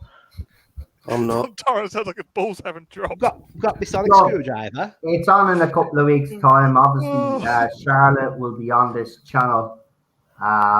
We'll have a panel. We'll be doing each episode as it's released. And when I can be on panels, if that 8:30 slot is real, that is really bad because then that means it's not finished. Like, are they about like 50 episodes? Like 50? No, I explained it yesterday. I think the first episode will be on at that time, but I think it'll be on between 6:30, 6:40 p.m. in between Country File and Strictly. That's where it'll be sandwiched between. That's where it has been for the last 2 years, and that's where it will be. He's just gone for a Halloween release because it happens to be a Sunday, the last Sunday of the month. So maybe that's why they bumped it up a bit, the slot, and then you're thinking because they know the kids will be up a little bit later, but still they'll be full of sugar. They'll be full of yolk. They're not going to be able to sit down and stay still to watch Doctor Who. Unless the parents put it on to put their kids to sleep. It might work for that, actually. So it might be a bad idea. Maybe Chris Chibnall's onto something because this is so boring that it bores people to sleep. So maybe it's a good way. Kids come back after being sugared up and hyped up. Oh, here, kids, here's Doctor Who. Off to bed. AMSR video, Doctor Who. Well, talking of bed, that's where I need to go now because I've got work tomorrow morning. No problem. You thanks for coming on, actually, and we'll make sure that Daniel's channel's thrown in the live chat there. Thank you. Night, everybody. Night, Charlotte. Bye. I have to split now as well. And Jack has to go as well. I've seen that in the live chat as well. Yeah, no problem, mate. Thanks for coming on. I really appreciate it. Thanks for having me on, Noel, and I hope we can do our chat soon. We will, because I've got a real super doctor to come on as well and do one of those chats. So I'll organise it with you for next week, and we'll definitely do it. So listen, until then, thanks, anyway, man. I'll see you during the week anyway. But look, you look after yourself and have a good one. You too, guys. Bye-bye. Bye. And then there were three. The three amigos. It's like the old days before I arrived. I think I'll put myself down the bottom to be consistent here. Remember the old days of messenger phones? Hey, Christ, we've come a long way. Hey, I've got the two lads above me. We're dominating. Yeah. Nice. Yeah. But I'm still the boss, remember that. No, we know. Are they jesting with you earlier, by the way? Only jesting. It turns out he actually wasn't the boss. I am the boss. It's probably, isn't it? We'll see what happens, Shelley. I don't see. Look, I think it's a disaster time slot. If it is true that they're putting it on a Yeah. 8:30 on Halloween night, I can understand it. It makes sense to a certain extent, but why put it on Halloween night? If Yeah. I mean, fair enough, they wanted to put it on Sunday, but why not put it on? See, why not wait until I know. See, it's very clever, you see, because they've got what 6 episodes. So we've got all of November, and then we've got December. So why didn't they actually uh, leave it an extra week and play it in the first week in November? That way, then it goes all the way up until the last 2 weeks of the year, right? And then you've got your festive special. It just doesn't make sense why they put it on Halloween night. I don't. Again, everything with this era promotion and this time slot just baffles me. The I just hope announcement of that, RTD baffles me. The ship design is very good also. I agree with you. The Sontaran ship looks a lot better than it did in the RTD era. I will admit that.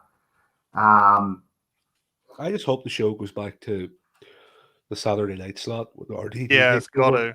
Or even But like I don't know. I don't know because we spoke about on this channel with Jordan Series 11. They lost that spot. That spot is very hard to get back again.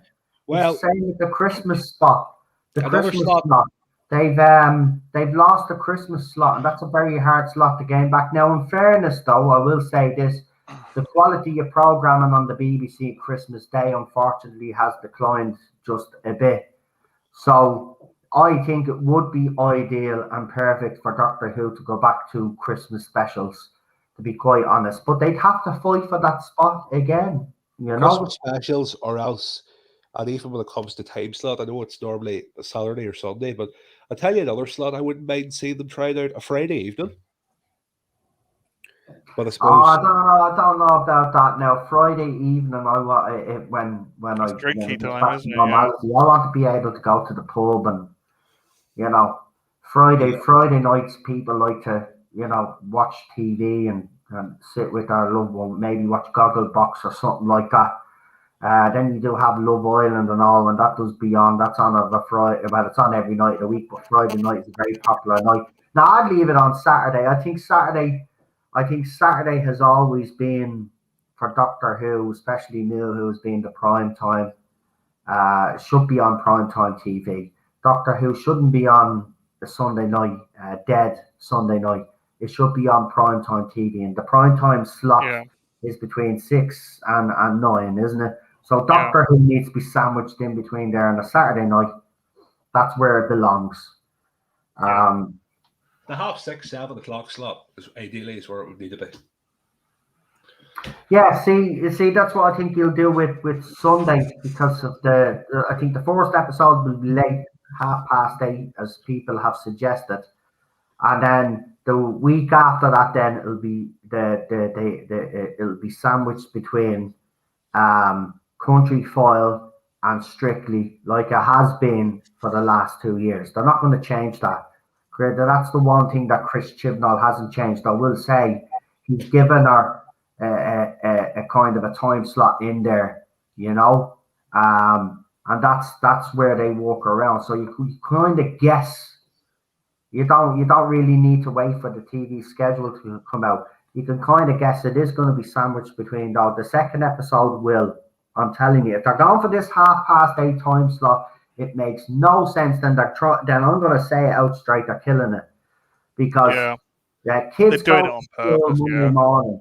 Kids go to school Monday morning, so they want kids to stay up at 8:30 to watch, say, 50 minutes of Doctor Who. So it finished between 9 and 9. I don't see that happening.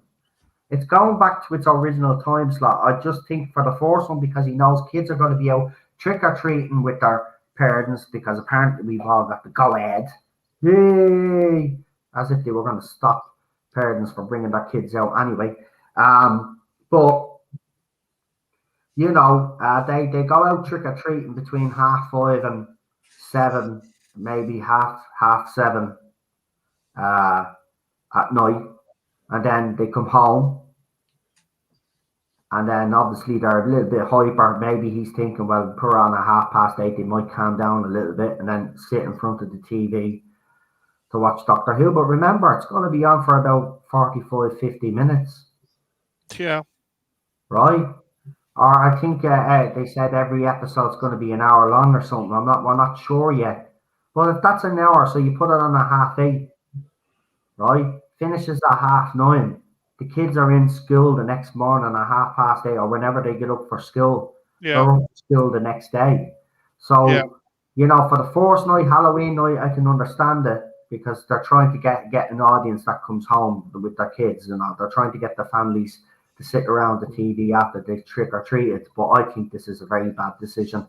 I would have pushed it back an extra week and then had the first episode in the first week of November. They still had plenty of time. We've only got 6 episodes and a couple of specials of his.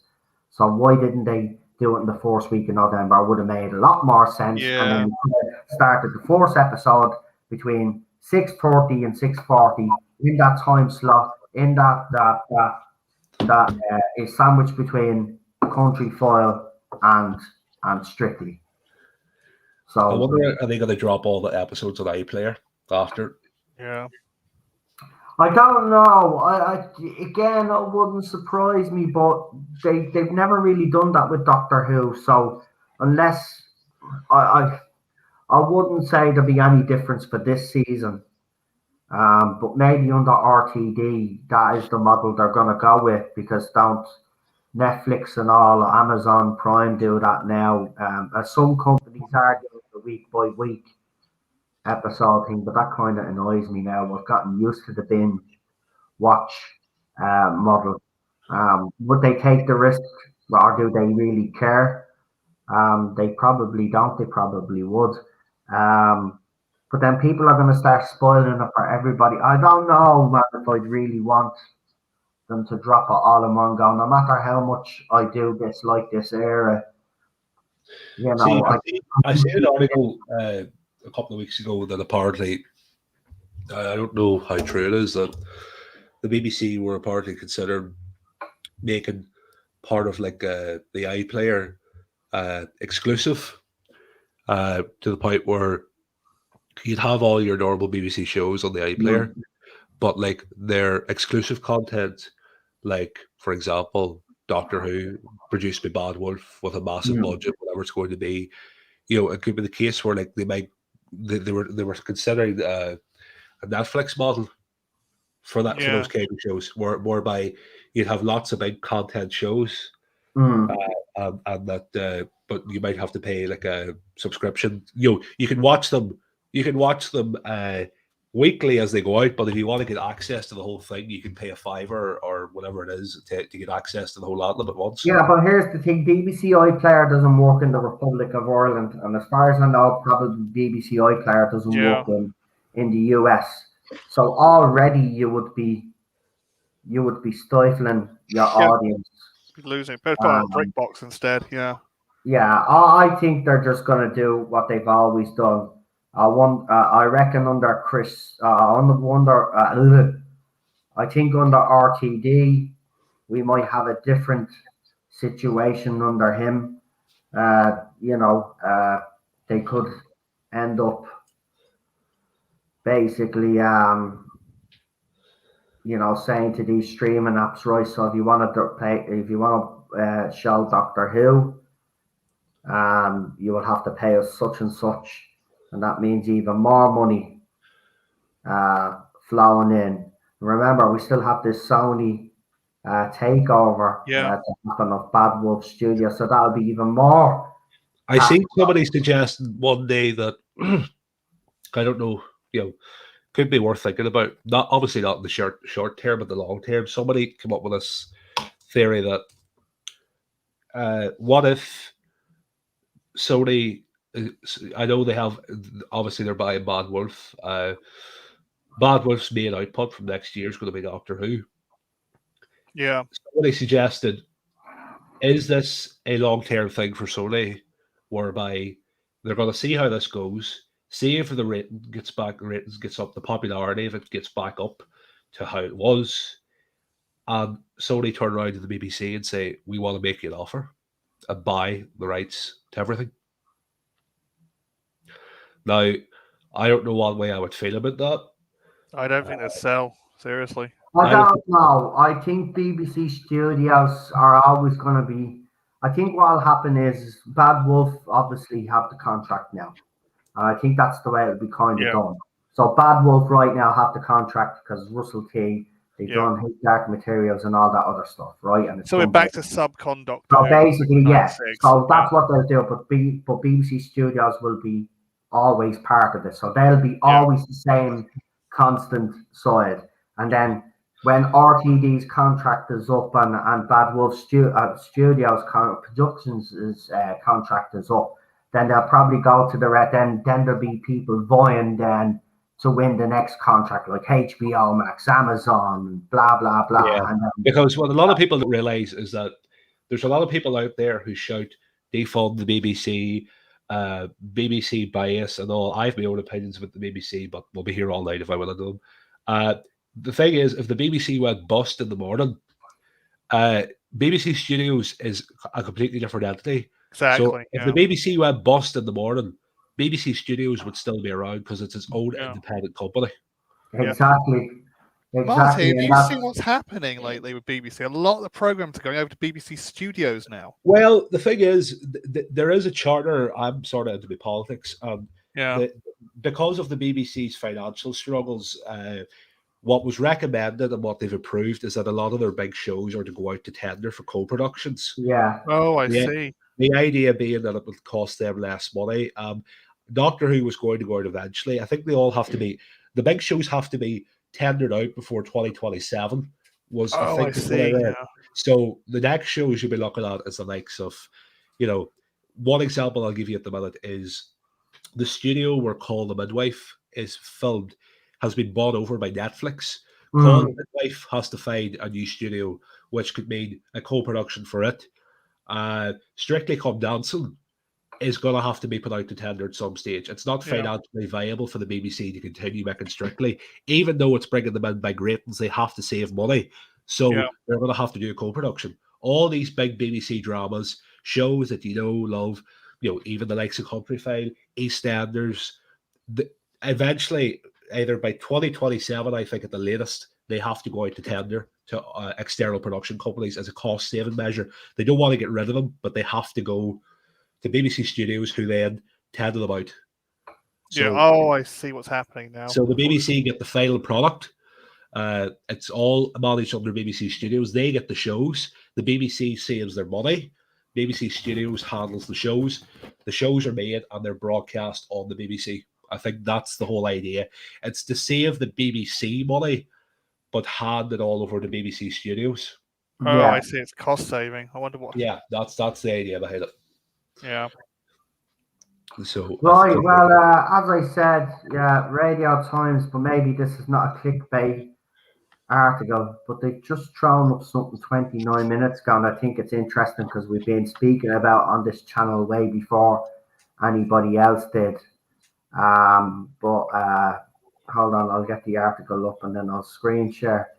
But I this is very possible, as I said.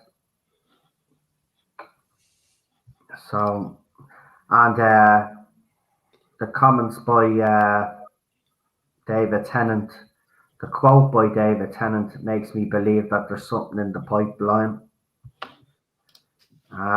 So David Tennant, there's obviously, maybe this is a clickbait article, but the radiotimes.com have done an article on this quote, a whole article on this quote. So we'll have a look at it anyway. It's probably a waste of time, but give me a second because I'm not getting away with this whole thing again with the sound.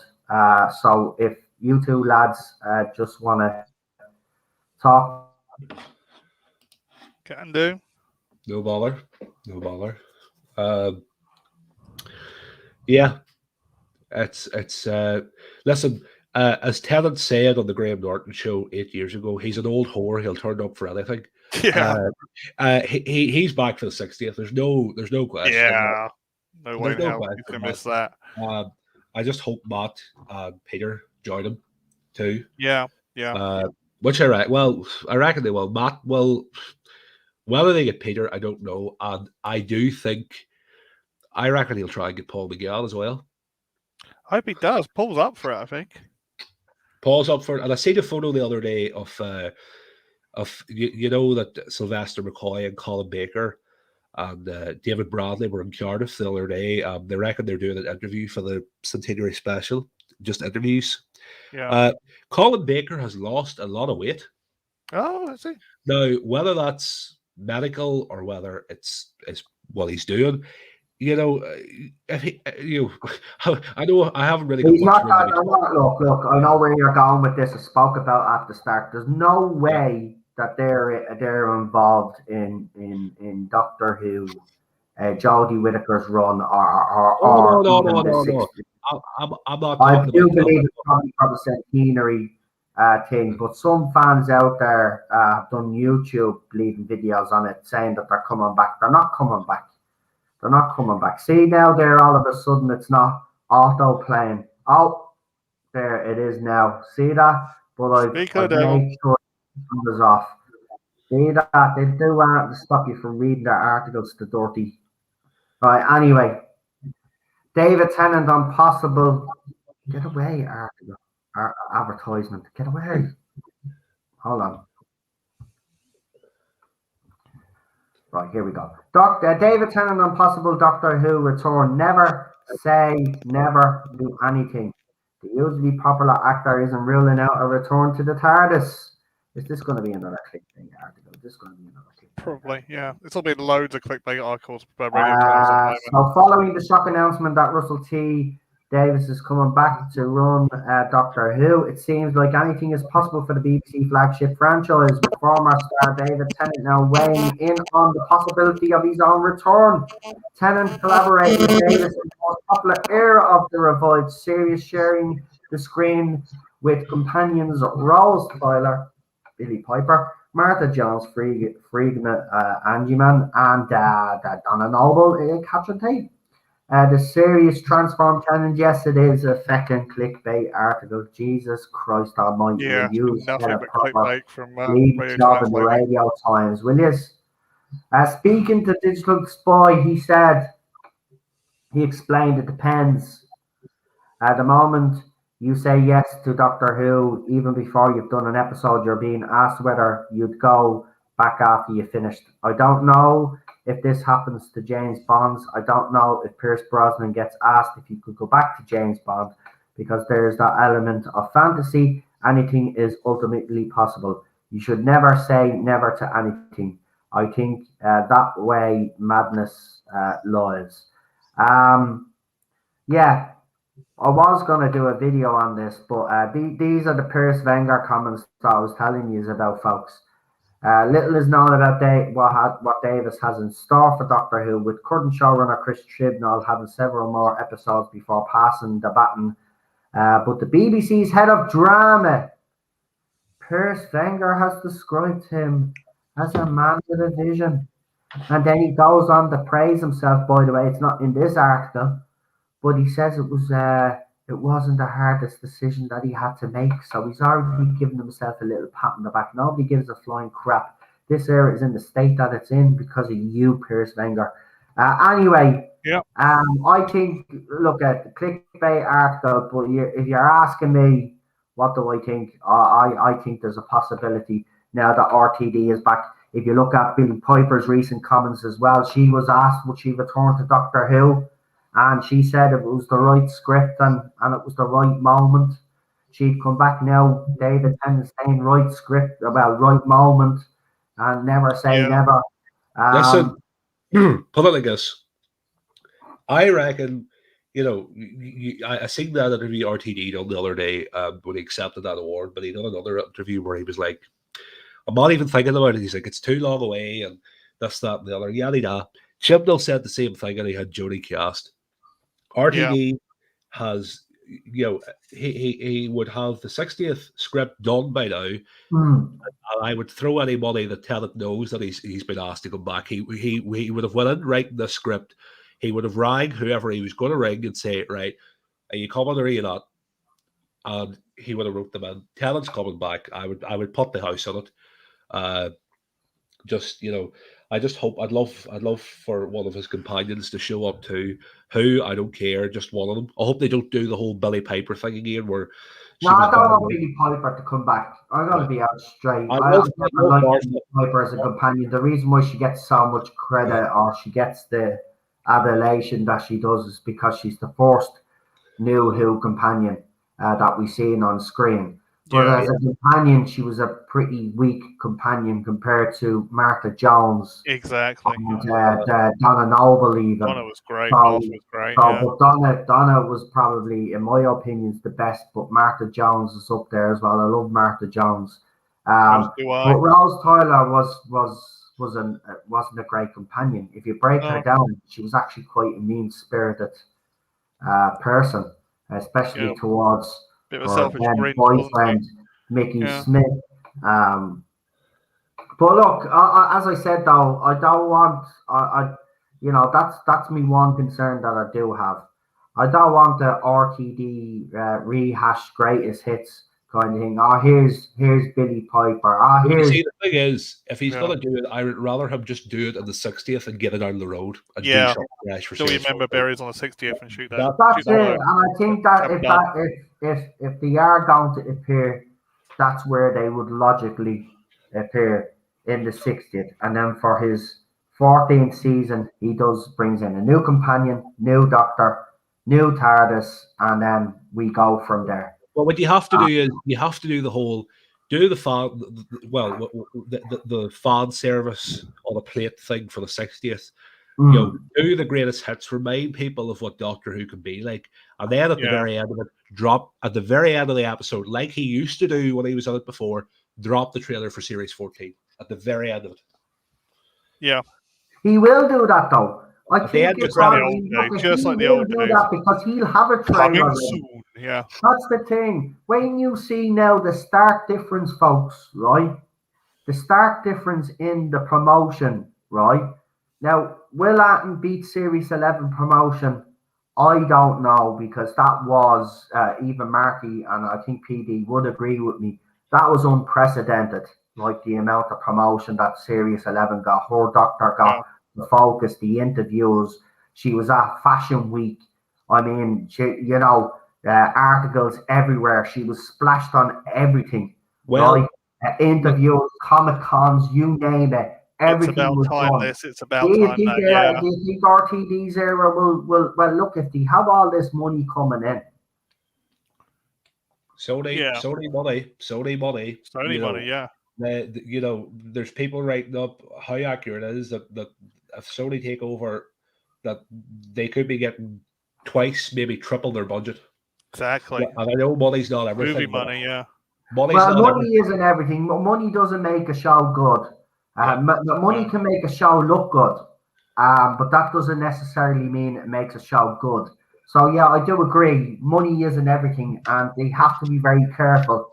But isn't it funny though that RTD? I think it was RTD. Didn't he make the comments that, was it him or was it Stephen Moffat?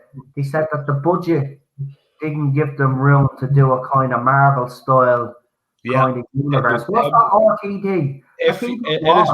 In his book, there's loads of different ideas that he had. I mean, Journey's End was going to be this big, massive movie, spectacular thing. He planned it all out. He showed it to Russell, or he showed it to Julie Gardner and Jane Tranter, and they basically said, "Listen, don't get us wrong. We'd love to do it, but we haven't got the money for it." The main struggle that he had during his time there was the ideas that he wanted to do, and he didn't have the money for it. Now he's got cash in abundance. He's got cash to burn. See, this is why I think he's coming back as well. Another motivation, if there was a motivate. I mean, Doctor Who itself should give you the motivation, but I think for him personally, the other factor was that there were things that he couldn't do in his first era that he really wanted to do. And now that he knows that everything is going to be thrown at this, why not come back and maybe expand on some of those stories in the past, or even come up with new stories, and ideas that you had in old stories that you couldn't insert, that you could insert them He into. originally had an idea for a companion before he brought Donna Noble back. I don't know if anybody's read the book. He had an idea for a companion called Penny Carter, who was going to be a mother I think she was a single mother who was recently divorced, down in the dumps and all, and then one day her life changes when she runs into the doctor, and he sort of helps her way back to happiness. It sort of would have been, Chibnall does a depression storyline with Yaz. If RTD goes for this, he'll show Chibnall how to do it. He was going to take a depressed, recently divorced single mother and turn her around. Mental health and everything's so big at the minute. Yeah. If he brought that back and decided to do it that way with his style of writing, it would be a hit. I reckon so. I mean, look, there's so much possibility with this upcoming era, and as it gets closer, obviously, we're going to have a lot more information. But I do hope that him coming back means that he knows he's finally going to be able to have his. I mean, it's very interesting. Even though I say Piers Wenger is a bit of a dick, right? It is kind of, his comments do actually fill me with a bit of optimism. He says that he has a vision, so he obviously has some idea where he wants to take this show. He would have come into I would have seen how it's done as somebody. I don't claim to be an expert in media, but I know I know a good bit. He would have been approached. He would have come in. He would have had a meeting with Wenger. He would have had a meeting discussing his ideas, what he wants to do. He probably would have discussed, whatever time roughly. He wouldn't have set a date for whatever time he leaves, but he would have an idea of where he wants the show to be when he goes again. And then, maybe this whole conversation about tendering the show came up, and he said, you know what? Let's give Julie and Jane a ring and see if they want to do it. And he probably called them up, had dinner with them, whatever. He probably got them drunk, like what Chibnall, or nothing on the Chibnall. He probably got them drunk and said, well, what about it? Will we do it again? And they probably said, you know what? Let's do it. Yeah. I just look, that's the excitement about it, and that's why I said earlier at the stream, like, I know people are still skeptic, but if that's how you feel, great, but please don't ruin my buzz. That's all I'm trying to do. What's the difference between Doctor Who fans at the moment and Star Trek fans? I don't know. What's the difference? Doctor Who fans have hope. Yeah, that's one of Rabbi's. That's actually, yeah, that's true. But I'm like I feel like a kid again. I feel like 8 years of age again. I feel, because as I've said, when I come on, you remember what way I was like when I come on here after. I know you were very emotional. I feel like a kid again. Like, I get to experience that now. Obviously I experienced his era, his writing as a child, and now I get to experience again as an adult. Yeah. And that must be a strange feeling for you, actually, and an exciting prospect, actually, because while I grew up, obviously, with the classic era, RTD is your first memory of a showrunner on Doctor Who, so it must be really, exciting for you. You must have that extra edge, I'd say. I just know, I've just had visions, like when I see those credits come up and that new Spike and logo, whatever it's going to look like, and I trust RTD to do a snazzy ass logo, and I see written by Russell T Davies again, I will just, I will shed a layer of skin and excitement.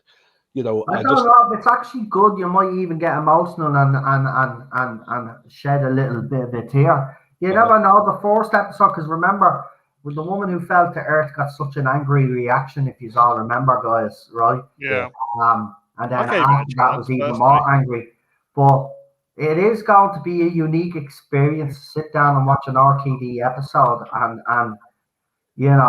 sit there and not have to worry about the things that we have been worrying about, and just see where he goes with it. That's an exciting thing. I hope he goes. His first episode is going to be the 60th. I hope he does what Moffat did. I hope he puts it in the cinema. As someone who works in the cinema, the thought of going in to the biggest screen in the house, sitting down and watching the return of RTD with me popcorn and my drink, I could scream from the top of my lungs now. I think that will happen. I think that's exactly what they'll go for because they need to make a big impression. He had a movie idea. He always said that for years, even when he was in the show and after he left. He had an idea for a film, and he would do it if he had the right production team and the right money. And I reckon this is what the 60th is going to be. They are going to brand this as a film. I reckon. Yeah. It's going to be a film. Remember the rumor back, I don't know, Tony Money, or two back, but there was a rumor that there was going to be a Doctor Who movie, and the Leonard Nimoy one, it was going to star David Tennant as the Doctor. And guess what? Do you know who wanted to make that movie? What? Sony wanted to make that well, movie. There you go. And now all of a sudden this takeover is happening. I wouldn't be surprised if that's what it is. We're getting a separate kind of to the current era. We're getting a date. Maybe we could get a second date. win, Doctor. That's why Billy Piper speaking up. Maybe she is coming back. Oh man, see, even the thoughts of that, and I know some fans are like, I don't want to see David Tennant again, but let's just be honest here. As soon as he's on the screen, with that jacket, with his hair, with his screwdriver, you will be all like jelly. Sure, we will. Yeah, and you will all be bloody like kids again. Could you imagine, you sitting in the cinema, and the next thing you hear, everything's in despair. We have the 14th Doctor, Capaldi, Matt Smith. Things is in despair. And the next thing, the Doctor's theme comes in, Series 4. You hear the engines of the Tardis roar. The doors burst open. And there on the big cinema screen is David Tennant walking out of his Tardis. I would lose it. Yeah. It's, certainly would. Another thing too, just when I'm thinking about that, Murray Gold, I was this came into my head the other night, and I wanted to ask you what you thought of this. What would you think if Murray Gold came back, but he brought somebody with him? If him, Murray and Ben came back, that'd be brilliant. Yeah, him or even like Blair Mowat or Richard Wilkinson. Somebody or even like somebody even suggested to me the other day, Lord Balfe. Would you not give because I just want to throw it out there, right? I don't like his music myself, but would you not give Segan, what's his name, Segan Aquinola, another chance under RTD? Maybe if he's given a bit more direction and he's told, right, well, listen, this is the type of music that I actually want. Look, I'm not going to deny that the guy doesn't have talent. He does have talent. I've heard some of his other stuff, and it's actually quite interesting. Do you not think he could be given a chance? He could, but I reckon it should be two of them. I reckon Murray should come in too with him. I think it should be the two of them doing this. Daniel says nope straight away. Don't think he's the right person for Doctor Who. There was the big bombastic themes. The thing that springs out in my mind that was the most orchestral thing he ever done was that scene when they're walking towards that big villa in Spyfall. And he has the big horns and the drums and all playing as she's walking up, and she says, "The name's Doctor, the Doctor." Yeah, that was very like Murray Gold, like, and I if it was something like that, I would like it, but I don't know. I just think that I would love to maybe have the two of them there, because they could bounce ideas off each other to the point where there is some Sagan stuff that does work. I'm not gonna lie, I think his theme tune is brilliant.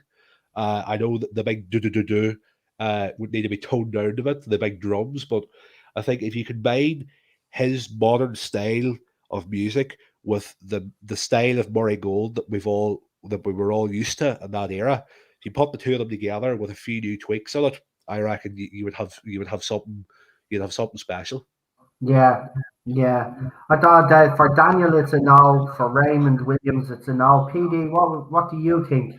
Not really. I just don't think he's really that Doctor Who. Some of the stuff he does is really good, but some of the stuff I just don't. He's more of a documentary musician.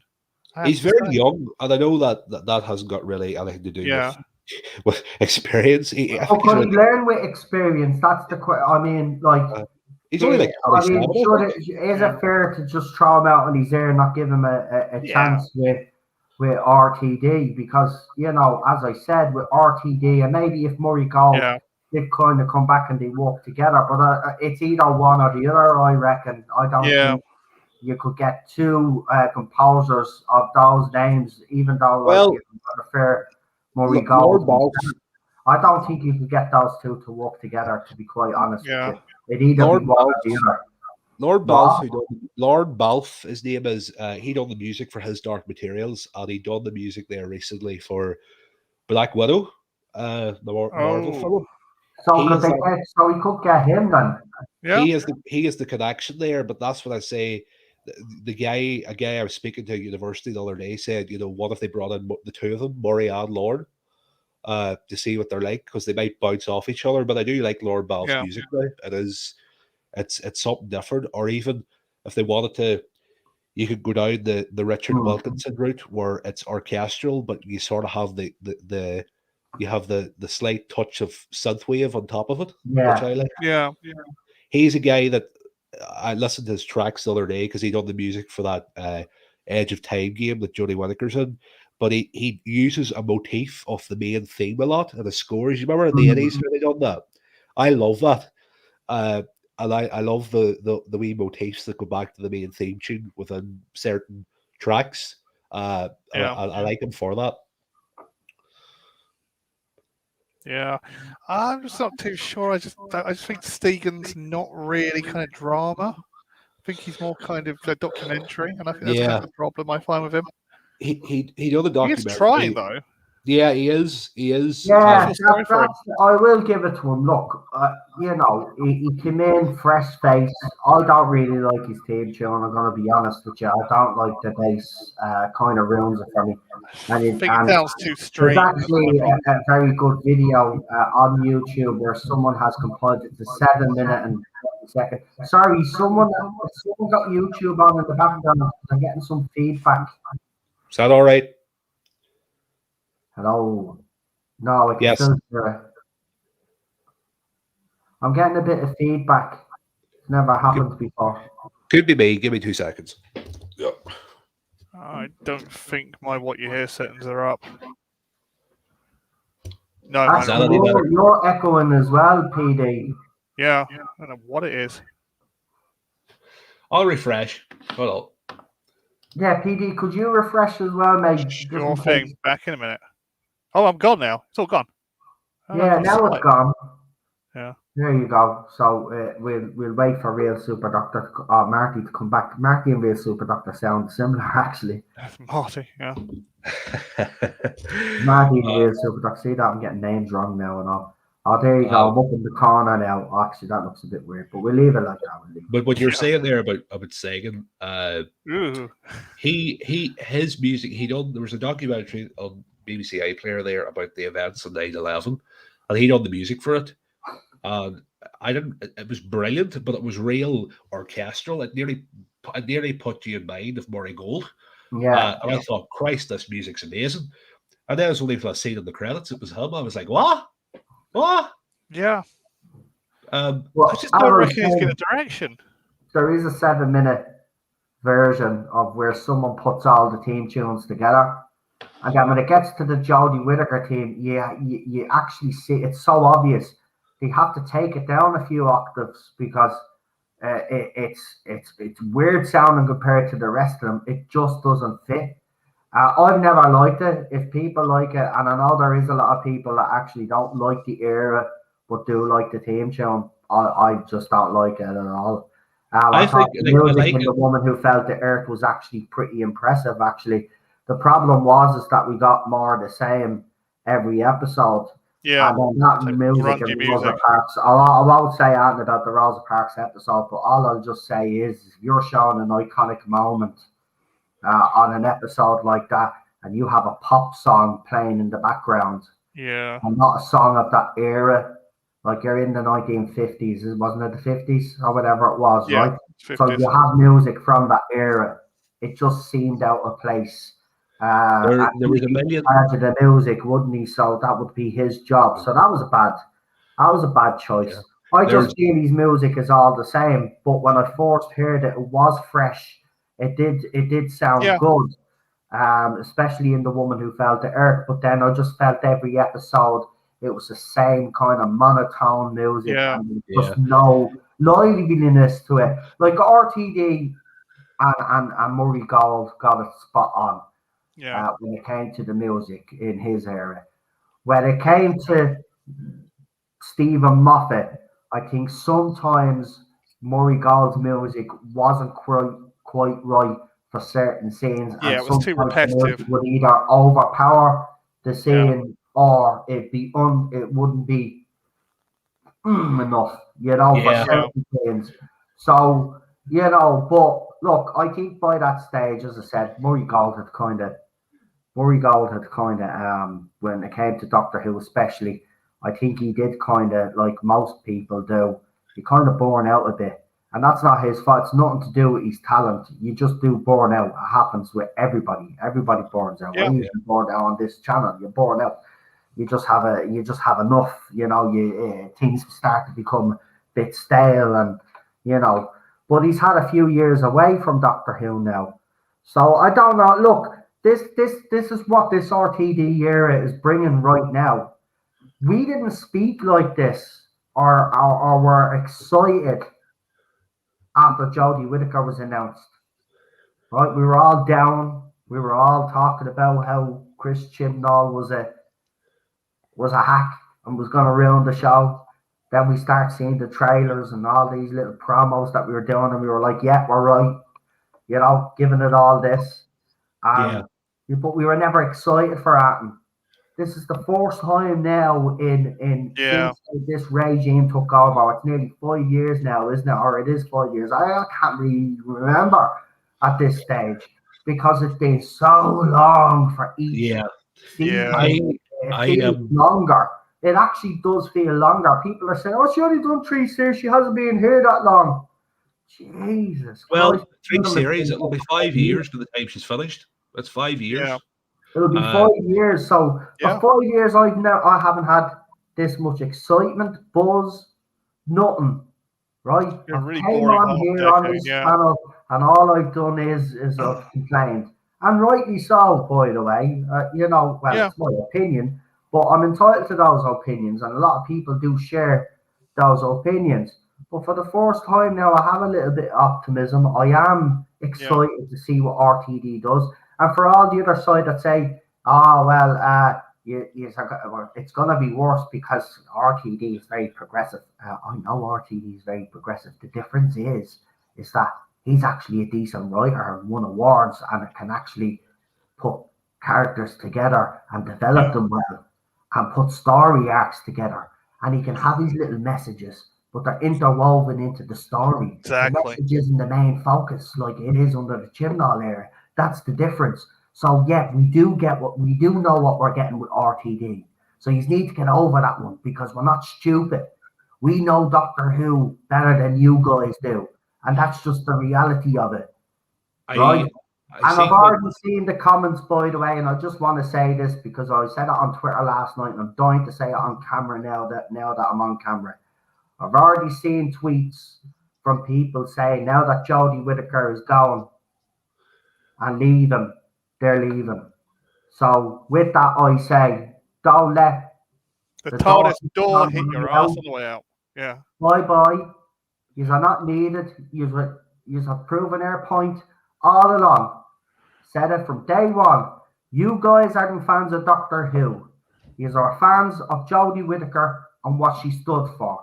You are fans of Monique Gill because of what she stood for. Same with Tolson Cole. You've had no love for Doctor Who whatsoever, and now you have proven the point. You are now going to leave after her era finishes. Go. It doesn't matter, because what RTD will do is what he did in 2005. He will bring back the casual viewer that walked away from this show. He will, if written the way it should be written, he will bring back some of those fans that have vowed not to watch this show. Now, there will be still fans out there that unfortunately will never come back until the time this children's stuff is retconned and stuff like that. I don't think he's going to do that personally. That's just a personal opinion. But We will get 10 times better than what we've gotten in the last 5 years. This man truly is on a high right now. He doesn't need Doctor Who. He's no reason to come back to this show. He could go off and write another award-winning show somewhere else. But he's chose Doctor Who as his next project. And I haven't been this excited in a long, long time. I know what I'm getting with RTD. But I know what RTD will give us, especially what he's given us since he's left Doctor Who. I know that he's going to give us top-notch writing. He's going to give us top-notch character development. It'll all fall down to whether his stories are going to be very good, though. That's the thing. You can have all the tools, but if you don't have the right story and the story's not good, doesn't matter how good you are. You know? So the fact that, just one more thing, Marty, just the fact that Piers Wenger, even though I think he's an asshole, right? But the fact that he's come out and actually said that he has a vision, right? That does give me optimism because he obviously has a plan, right? And he mightn't have anything done yet, but he certainly has stuff written down. And he has an idea who he wants his Doctor to be. He has an idea who the companion's going to be and what he's going to do. He wouldn't be coming back. He doesn't need Doctor Who, right? The show needs him. That's the difference. So go ahead, Marty. You were going to say something there. I'm just going to text from a friend there. He's big into Doctor Who, and he said that he went through Russell's Instagram, and there's a comment that Murray Gold made when it was announced that he was coming back, and said something like "Congrats," and somebody wrote underneath it, "I would give all the money in the world to have you join Russell and come back." Comments, there was that was one of the comments. There was comments similar to that. Now, did he reply back though? That's the thing. Did he say that? Did he give that away? He's been liking them. He hasn't. He's been liking them. I don't think he will say it because he's not allowed, obviously. But if Murray Gold comes back, that'll be the icing on the cake for me. I'm being honest. I think I will actually cry a little. Because I do consider Russell T Davis's era of especially New Who as the golden era of Doctor Who. Was it perfect? No, certainly wasn't. But the one thing you did get was some great stories. The character development was top notch in my opinion. As I said, I gave examples. I mean, you look at Jackie Tyler, for example. Look at the screen time that she got compared to Monique Gill. But yeah, Jackie Tyler's character was fully developed all the way through. She didn't have to be in every episode, right? We have Monique Gill's character, right? She's a cop in the first episode. Where's the progression since then? Her character stood still. If you look at the Doctor as well, Jodie Whittaker's Doctor, there has been no progression there either. No character development. Her Doctor has been the same all the way through, right? You look at Christopher Eccleston's Doctor, right? From where he started in the first episode to when we got to his end episode, how much he changed, right? I think you're missing one here. An obvious one here now. Really obvious. Gwen Cooper, another ex-police officer. Exactly. How did her character develop? Insanely. Yes, yeah. You could even use her. Even her character development was better in Doctor Who. Wasn't and then she went to Torchwood, obviously. But you're right. But I mean, this is the difference. This is what we're gonna get. So already, before he even puts a hand on screen or writes something down on paper, right? We know we're getting something better than what we've gotten during this regime, and it's as simple as that. Am I worried about him in any way? Yeah, I do have a few concerns, but at the end of the day, until I see something, an interview, listen to what he has to say, as I said, until I start seeing what kind of promotion they're doing, stuff like this, the ideas that start leaking through and stuff, and seeing, as everybody said, the logo, the new TARDIS interior, the what you call it, the first little tease. And remember, this is the thing now. RTD always gave you little TV spots on the TV, right? But you won't only get them, you'll get little teasers as well. Yeah.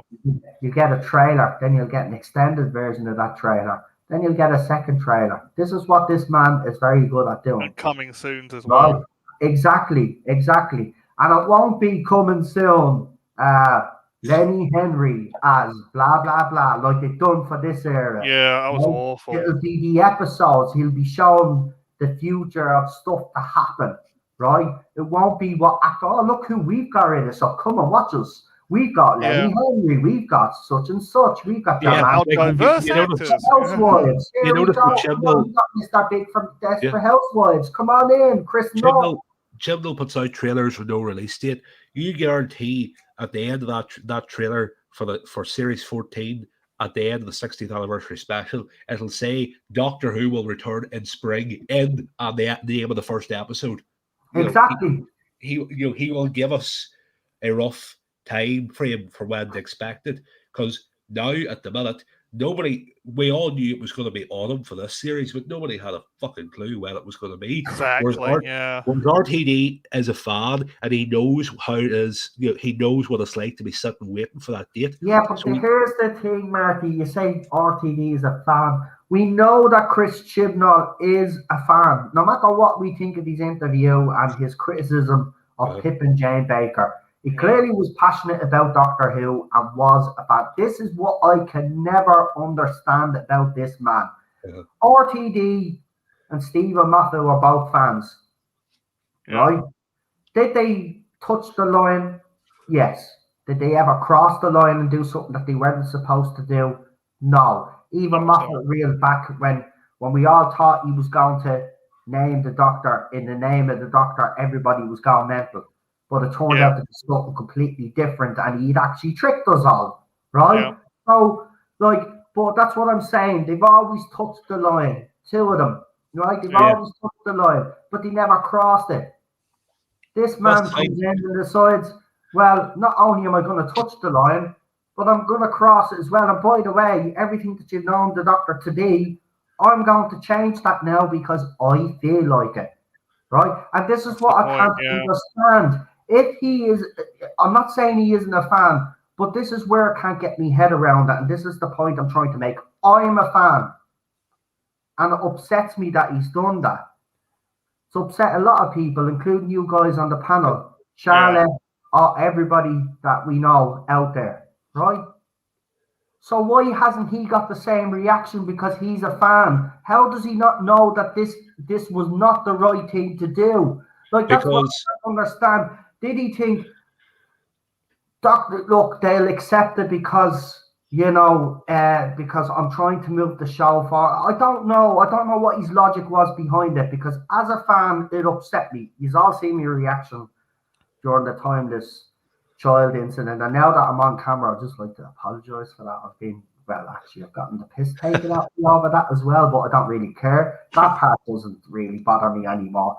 But I do apologise, but that just goes to show you how much the show actually means to me. And this is what I can't understand. Why? I'm not saying he should have cried, but I mean, he wrote this. I just don't get it. I just don't get it. He's a fan of the show. Marty, why do you think he done it? Because you're dying to say something. So go ahead with me.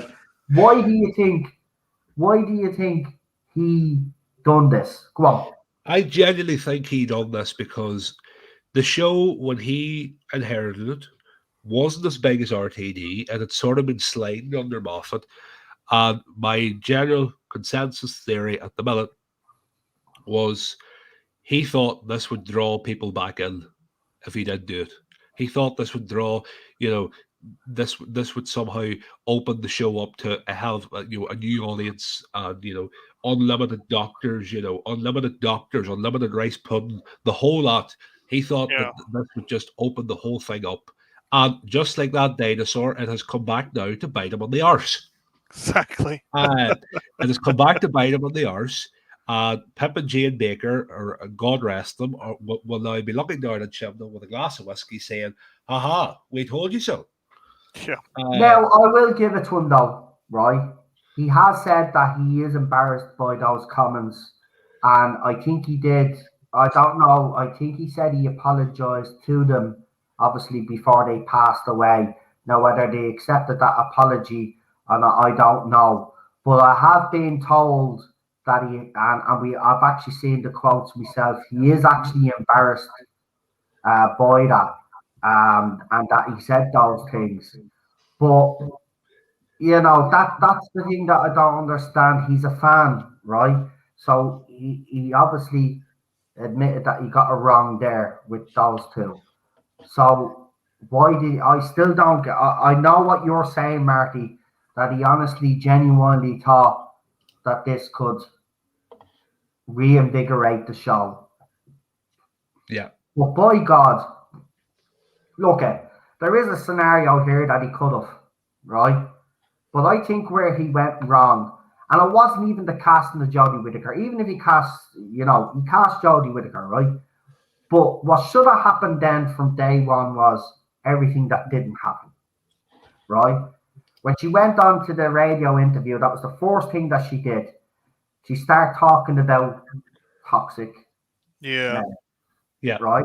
Alienate the audience, yeah. If she didn't do that, right? Let's rewind back. She didn't do that. And she came out and she said, and this is what I said at the time, right? This is what she should have said. And when she was asked the question, right? What would you say to fans that are seriously worried about your casting, right? And this is what I would have said if I was Jodie Whittaker. I understand that there are fans out there that right now are feeling that this is the wrong decision. But I can tell you right here now that I will give this role everything that I have, and I will try and win you guys over. I don't want to come in here to upset anybody. I've been offered a great opportunity, and I hope to do this role justice. Something like that. Yeah. Right? But instead, she didn't. Right? Completely The first opposite. thing, the white male gaze, and then it featured in interviews everywhere. But then the thing that really turned me off her, right? It wasn't even that at first, right? I was kind of like, well, she is going to come out with all of this rhetoric, she is the first female doctor and all. She has to be seen to be saying these things, right? But the thing that turned me off her completely, because if people want to know where this comes from and why I don't like Whittaker, this is the moment, right, for me, where I said, nah, she's not for me. And it was when she did that stylist video. Yeah. Now, she pulled the old scrunch face, and that's where that all came from. Daniel came up with that, by the way, ages and ages ago now at this stage. That's trademarked by the Ledge in the chat. That was his thing. And that was brilliant when he first said that. You remember that was some laugh that was. But the thing about it is this: when she was reading out the comments, and she was reading out the ones that weren't happy about her casting, she was laughing and mocking and pulling faces. Now, if you're trying to win an audience over who are not sure about your casting because they believe that the role is a male role because it's been a male role for over 50 years, well, then you don't come in with that attitude. Yeah. You've got to do everything in your power to win the fans over. So when I seen that video and it was replayed, and then someone took an image of her scrunch face, right? And I had a comment by someone, I don't like your casting or something, and then all our fans all of a sudden start retweeting it, and then all hell broke loose. That's when all hell broke loose. Yeah, she brought it on herself pretty much. Right? So that's where the fandom then turned. Because then the media started coming out then with their articles. Well, if anybody has a problem with this, you're a sexist, misogynistic pig. Right? And it was only all blokes that had a problem. This was the rhetoric going out as well. It was only men that had a problem with our casting, which we know is not true, right? But that video is where I was now, I'm out. And then shortly after that, then to even fully compound the fact that I was out, was when she did the Whoops video and the glass ceiling just shattered. Right, and I'm there. Okay, right. So this is what it's all about now. I remember seeing that video. Tagline, wasn't it? Was it Space for All for the 4th season? Yeah, Space for All. No, Space for All was series 12, but no, it's about time was the first tagline. About time, yeah. So that was the tagline. It's about time, and we got the Whoops thing, and that's when I knew. And then when I seen the trailer with all that flash shit happening on the screen, I was like, are they trying to be like right? I was like, you know, slow mo and all of this crap with. I was in Spain when I seen the glass ceiling trailer. I was on holiday. I was in the Canary Islands, and I was beside the bar. And the second I seen it, I was like, another double gin there, please. This is everything on every level was wrong. But as I say, people wonder why we were giving out. Listen, this is the thing. This could have been handled so differently. Yeah, right? so much better. Now, would she be getting the stick that she got? And would Chris Chibnall be getting the stick that he got if the same thing happened and he underperformed and he did all of this timeless children nonsense? No, I don't believe it would be as intense. But I do think people would speak up their minds about the timeless children stuff, and they'd say, you know, they'd still say the same thing. I still think that she was the wrong casting if you were going to cast a woman. Unfortunately, I didn't think she was up to the job. Likewise with Chris Chibnall, was baffled when he was announced the showrunner, especially after he'd already turned it down. Yeah. And you know, his writing over the years, look, he made one hit program and happened to write some decent episodes on Torchwood, and everybody thought that he was the man for the job. Oh, he also did Law and Order UK as well, didn't he, or something? Yeah. So, right, and that did do well. But still, that's what he's good at. Cop shows, drama, you know, family stuff like that.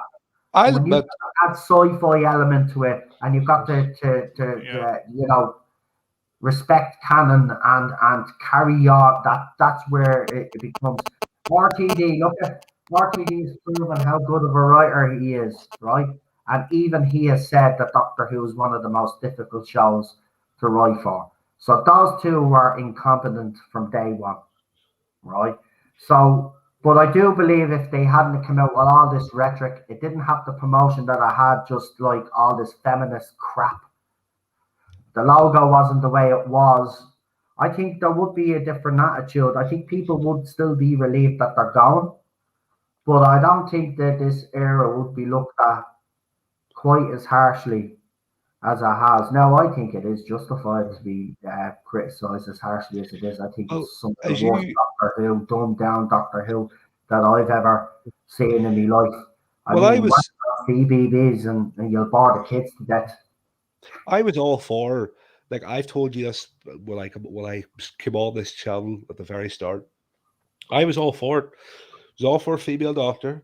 I knew Chibnall was taking over. I hadn't seen Broadchurch, and I heard great things. My expectations went up beyond proportion. Yeah. Then I saw The Woman Who Fell to Earth. I thought it was all right. I give them the benefit of the doubt. It's her first episode. She's getting used to it. And then by the time we got to the 5th episode, that Saranga conundrum where she's wandering about the spaceship, my interest for the series just completely fell off a cliff. Yeah, same as Marty, exactly the same. I was all for it. I was all up for it, ready to go, you know. But I kind of, it was Spyfall Part 2. I just thought, this is just going to be the same boring stuff we had in the last series. Oh, I'm out. I sort of thought that Spyfall, like personally, I thought Spyfall was sort of a course correction at the start. Yeah. But the fourth episode was. The problem is good. You get to the second episode. Like, he did start off well. Yeah. I think a lot of people did give him credit for Spyfall Part 1. I think a lot of fans were actually optimistic a little bit now. Not too much. They weren't running away with themselves. They were still saying it was flawed. And she was still, you know, the thing not doing a great job.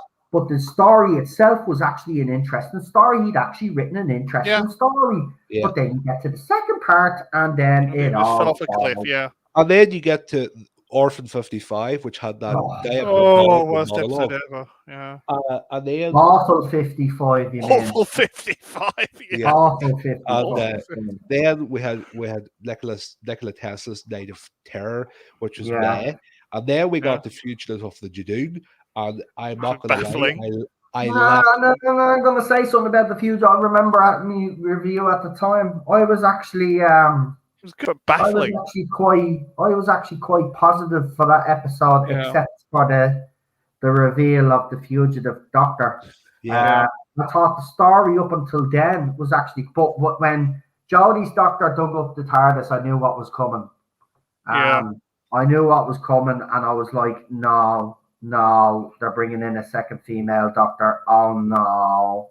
I mean, the only thing that I loved about that episode was John Barman, and the fact that I didn't know that it was like the first time in years that something like that hadn't leaked, and as soon as I heard him, it was the first time in years that I actually jumped out of my seat and started screaming as soon as I seen him. And that's another thing I just want to say now when we're on the subject of him. I hope the door's open to him now when RTD comes back. Obviously, no nonsense crap what he was at. But I hope the olive branch is offered and the door is made available to him. And then you get to what do you go after Fugitive of the Judoon? You get to the only episode that really stood out to me after that was the Hot Villa Diodati with Maxie Dalton. Then we had Can You Hear My Cancer? Oh God. With the animated bit, the finger creature and the big reveal at the end. Cheryl had forgotten that there was animation in that earlier on. She was asking, was there animation in it? Yeah, there was animation. We're playing The Witcher 2, I thought, when I saw it. Yeah. So then Praxeus, which was obviously going to be a Sea Devils episode, and they just chickened out at the last minute. Yeah. And then you go to the finale, and I remember coming on here after the finale, not on that's what drove me to you, the finale. And I remember coming on, and Jesus, fuck.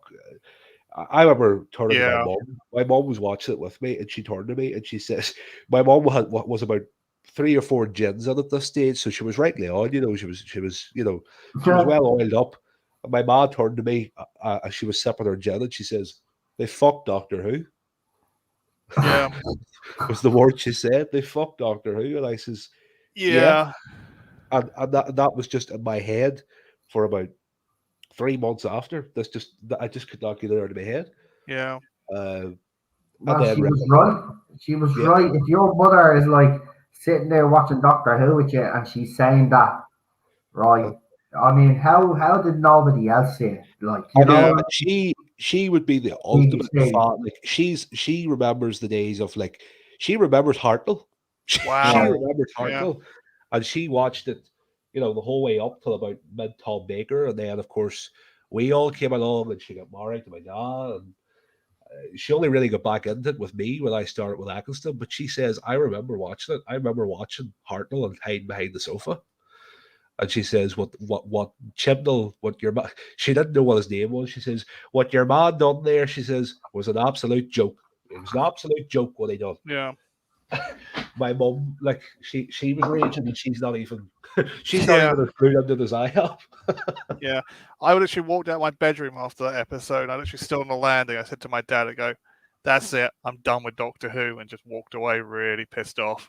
Yeah. That's how pissed off I was. That's what drove me to you. But the funny thing is, I've had a couple of older female friends in theatre turn around, massive Doctor Who fans. They've turned around and said about this era. This is for older females. They've turned around and literally said to me, they said they feel sorry for Jodie, but they can't stand the bloody writing. Well, that's what Two the majority people. Of people. That's what the majority of people have said to me, and I've come to the same conclusion too. Yeah. I know Jodie said things she probably shouldn't have said, and she went down the wrong direction. But hey, at the end of the day, we all say stuff we regret. We all make mistakes. Yeah, and how much that was a publicist. Yeah. Yeah.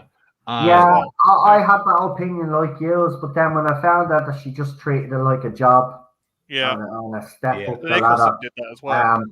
In a way, I kind of don't really feel sorry for her. I think she deserves all of this criticism. I think Chris Chibnall deserves it. She was misguided, yes, but the stuff came out of her mouth. That was her doing. Nobody forced her to do it. You know, she hasn't been really interactive with fans. Yes, she's done a few special things which she should get credit for. But overall, since Series 11, she's been non-existent with the fans. Same with Chris Chibnall. They put out a few statements during Series 12 that while they were in charge, they'd run the show how they wanted after criticism. Exactly, yeah. You know, it wasn't a democracy. and then she did that. She actually mentioned the Not My Doctors, even though it's a hashtag. I don't know why everybody thinks this is a hate group. It was a hashtag that people used to use that nobody really uses that much anymore. But she even mentioned them with Manip Gill and Tolson Cole in a little short video. She actually mentions the NMDs. That's what she said. Is Sony giving a good deal, says Shelley. Well, I know people would be hesitant and to it, but it's Bad Wolf. It's Bad Wolf Productions that's being bought out, not BBC Studios. If BBC still own it. If BBC Studios felt but subcon Bad Wolf that wasn't going the way that they wanted it to go, well, they're still the bosses, BBC Studios. Well, the thing is, if the BBC, as I said earlier about the two companies being separate but linked, if the BBC were getting under severe financial pressure, which they may end up being if the whole license fee is done away with, you know, if Sony wrote them a check for what, I don't know what the value of the show would be worth, say, just for example, could be wrong, could be higher, could be lower. If Sony wrote them a check for what, 10 to 15 billion, you know, I can't see the BBC, you know, turning that away easily. I could see them, you know, it's a pretty fine piece of money, but you know, does it justify selling it? Would they really want to do that? I mean, I don't think it's as simple as that. Jewels, isn't it, really? You've got all the estates attached to the show as well, and then they'd have to pay the estates if they wanted to pay, you know, to feature creations of whoever the estate is owned by. I think you're getting into a lot of, you know, the estates themselves. A lot of renegotiation, isn't it? Because they knew they were in for a bit of a payday. But I don't think they'd want to hand over the rights to the Daleks and all of that other stuff to Sony or anybody for that matter. They allow BBC to use them because they got a contract in place. So I don't know. I don't think it's ever going to go out of BBC Studios' hands. I think what we spoke about earlier is right now Sony is coming in. It might be taking over Bad Wolf. But then BBC Studios then might look at that. Then if RTD has less control, let's just say, because we don't know what the deal entails, whether he's staying on or whatever, or he's selling it outright, then BBC might turn around and say, BBC Studios might turn around and say, right, so we don't like this arrangement now. So let's go out there and see who's interested. Netflix, maybe we'll sign a contract with them, or Amazon Prime, or any of the other streaming apps, Disney Plus even. And get an injection of cash that way, and then they have a contract with them for a certain amount of years, and then when that contract's up, they either get renewed or they decide then to go with a different company, and so on and so on and so on. Yeah. I don't think BBC will outright sell because I think it'd be too complicated. There's too many working parts behind the scenes that they'd have to sign, seal, and deliver. It would have to be sorted out, and I just don't see it. I think it'll always be with BBC Studios, and then they'll decide then who they want to work with for the next year, so on and so on and so on. I don't know, but that's what I think anyway. £50 right now, says the Third Doctor.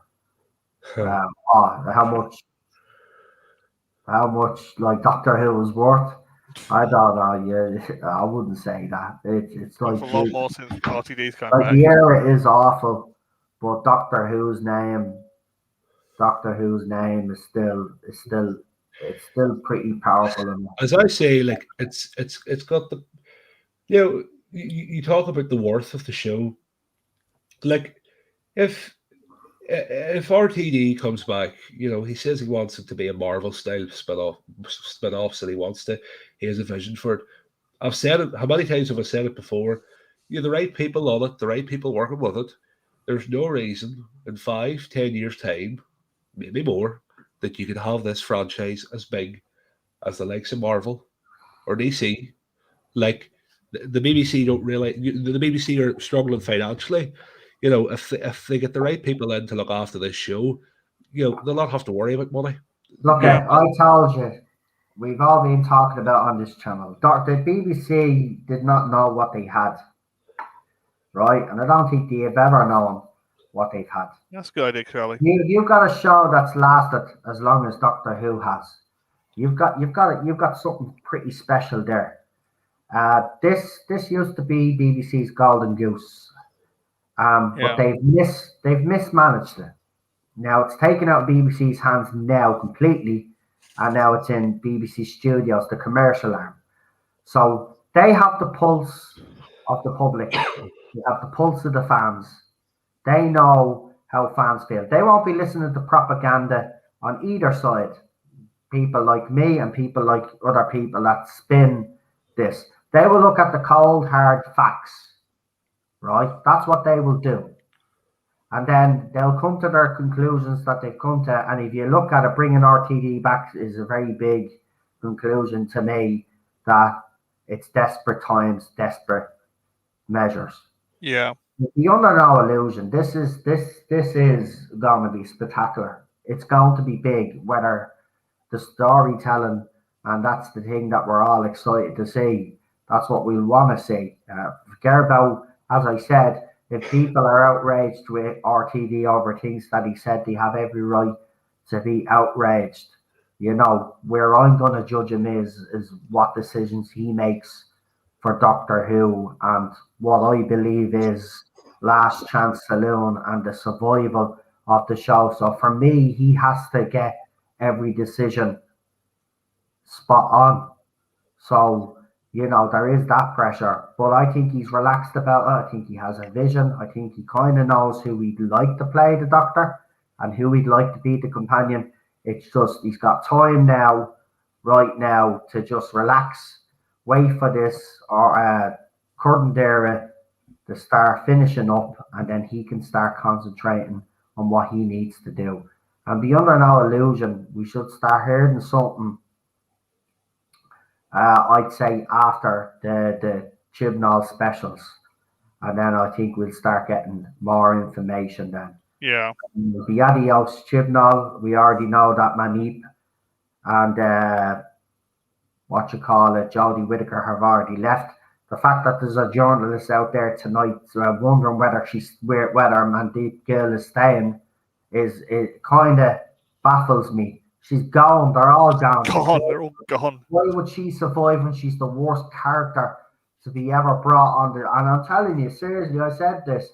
There have been companions during Doctor Who's run that I've either really liked or disliked or about. Well, I guess if there was she's the worst character and the worst developed character. If Tolson was still here, he'd be up there as well, but he's gone. She is the worst developed character or companion that I've ever. Yeah. If I had to take one character from this era with me, if I was made to take one character with me, it would be Bradley Walsh. Yeah. That's it. I would take him. Nobody else. Yeah. It's Graham was a good character. I would have took Colton Cole too, and I'll explain the reason. Might shock a few of you.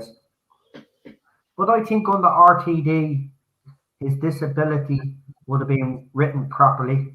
Yeah, I think he's acting. I mean, it's you can see that he's a talent. He just didn't give a shit during Series 12. Yeah, Series 11, when he was acting, he was a very good actor. Because those two did, because we weren't just saying Bradley Walsh was shining. Even Baltic was doing videos where he was impressed by Tolson Cole.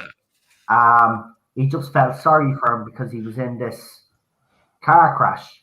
And I'm the same. I'd bring him, I would. But obviously he's already left the show, so that's not going to happen.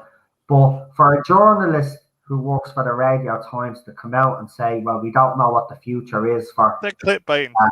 Yaz, they're done. They're done. Why would RTD even consider? There's no way RTD is bringing her along with a new doctor. There is no way in hell. It'll be a new companion or companions, and it'll be a new doctor. But why anybody would think for 1 second that she's gonna no, get out, will you get out? Well. That's it. I have to disagree with you there. I think Bill Potts was actually Good actress. a well-developed character. The only problem that we all had is that she did have to tell us every 5 minutes. Diversity. Yeah, exactly. But she wasn't developed badly. I mean, she got a whole backstory. You knew about her mother.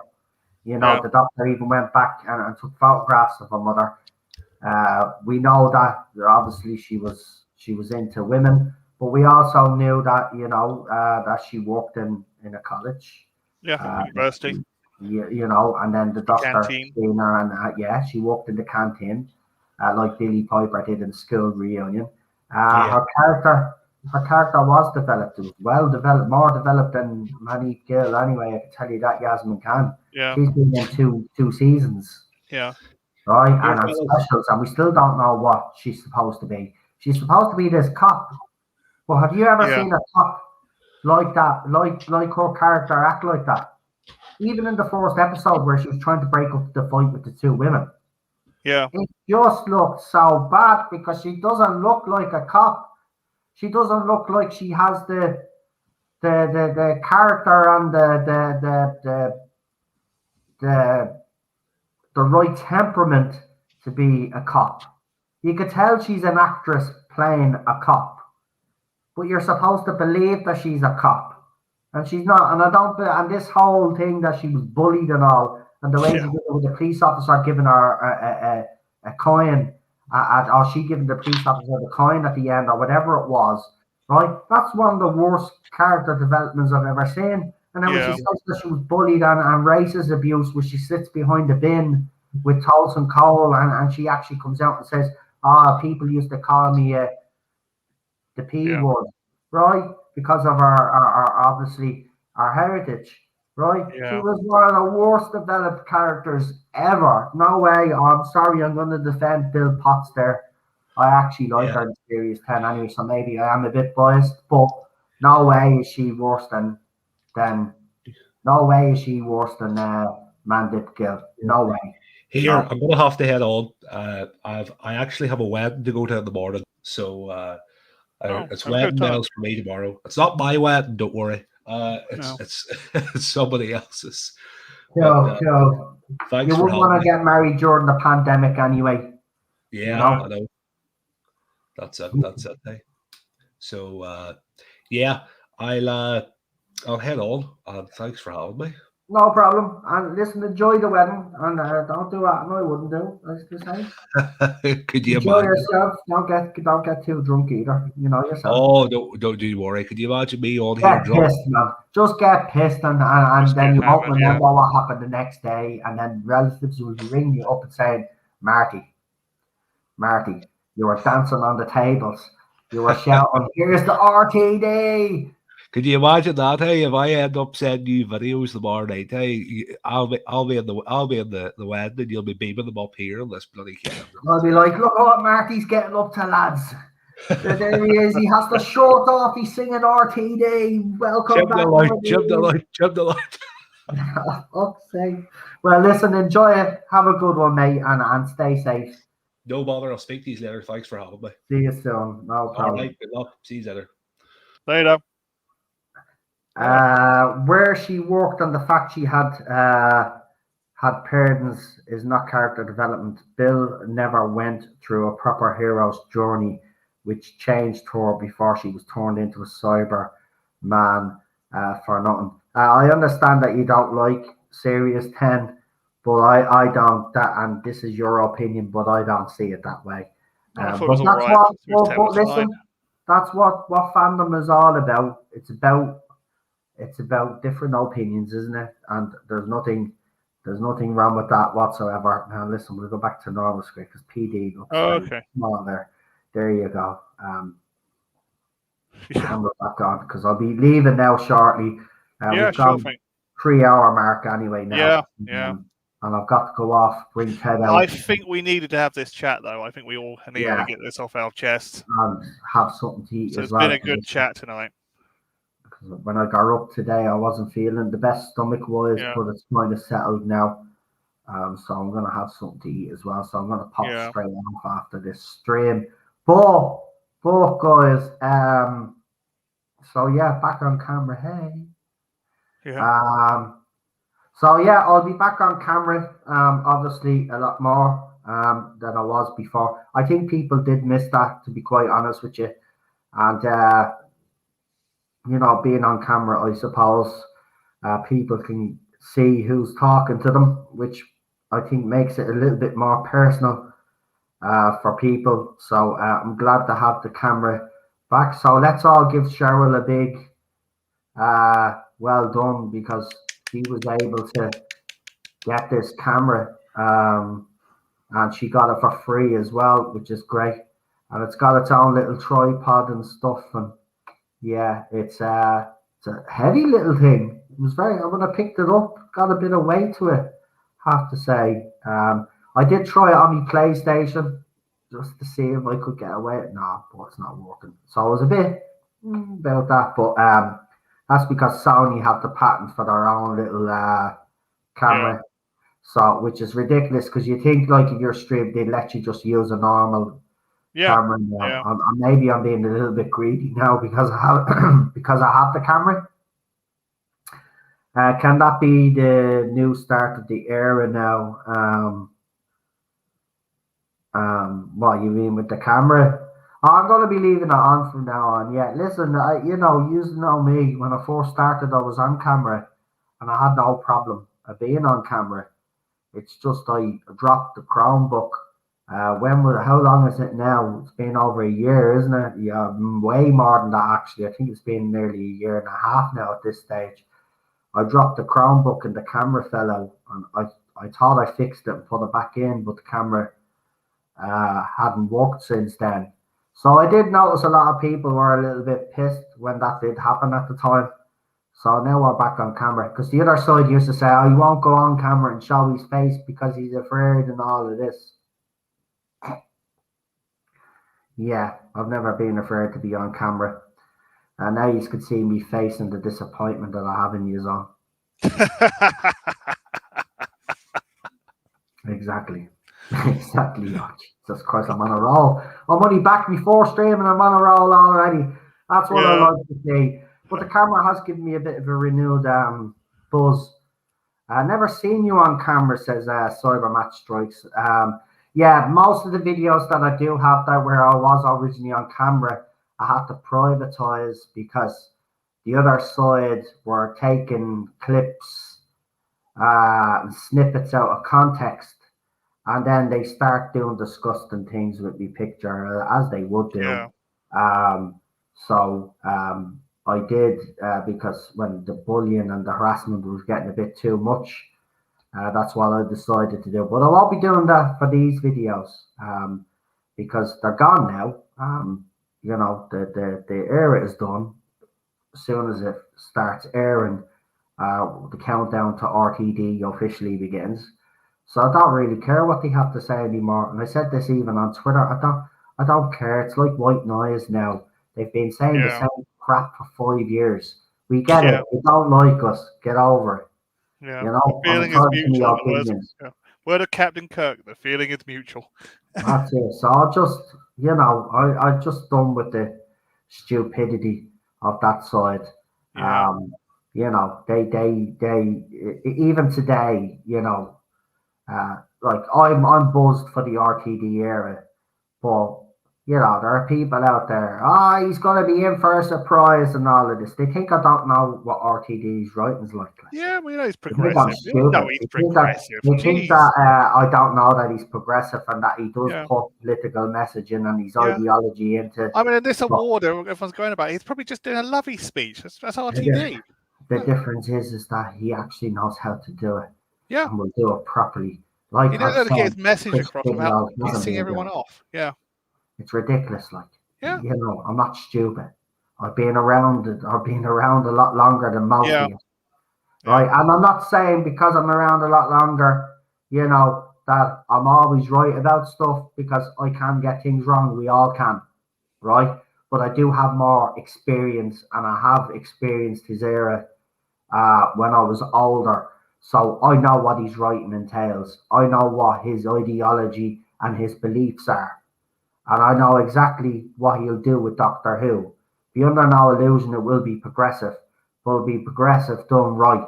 Unlike the Chibnall era where progressive was done wrong. And he got it wrong. Very wrong. So wrong, in fact, I'd rather sit on the toilet and have a dump than watch his stuff. But I've got to do I will not buy this season on Blu-ray or DVD. I'm not buying it. It will be the only era of Doctor Who. Buying any merch. The new Who era of Doctor Who that I do not have. Yeah. And I won't buy it. And even Cheryl, she did at the time, I think she bought it on streaming at Series 11, but she didn't bother with Series 12. No. She didn't bother. She was done. Like, Cheryl went into this, as you all remember, and people that have been following me from the start, Cheryl was very excited. Cheryl was 100% behind the decision to cast a woman. And even when Jodie Whittaker did give the line on the Doctor, she celebrated. She did in front of me. I was fucking raging, and she was there. And I even said, "Will you stop, man?" I was going mad. I was literally going mental, right? Yeah. So she was there celebrating, and I was there when she said, "I'm the Doctor" line. I was devastated, man. And she's there jumping up and down, celebrating and stuff. But then, you know, as the weeks went on, you know, I decided I just, like, you know, just will continue watching, see if it improves. And I could see it every week in Cheryl's face. Every week you could see a little piece of it was going down. And this is what was happening in the fandom. Yeah. And then by the time I think it was, I don't know what episode it was, but it got to a certain episode and she was like, I think it might have been the fourth season. What was the third episode in the fourth season? That would have been, was that Rosa? Yeah, that was Rosa. It might have been the one after Rosa. What was the one after Rosa? Just a second. Was it the conundrum one? Was that the Singer conundrum or whatever it was called? Was it that one? I think that's where she was done, and she started to realise that Arachnids in the UK. A lot of people that's the one. That one. No, Arachnids. That's the one. Yeah. I mean,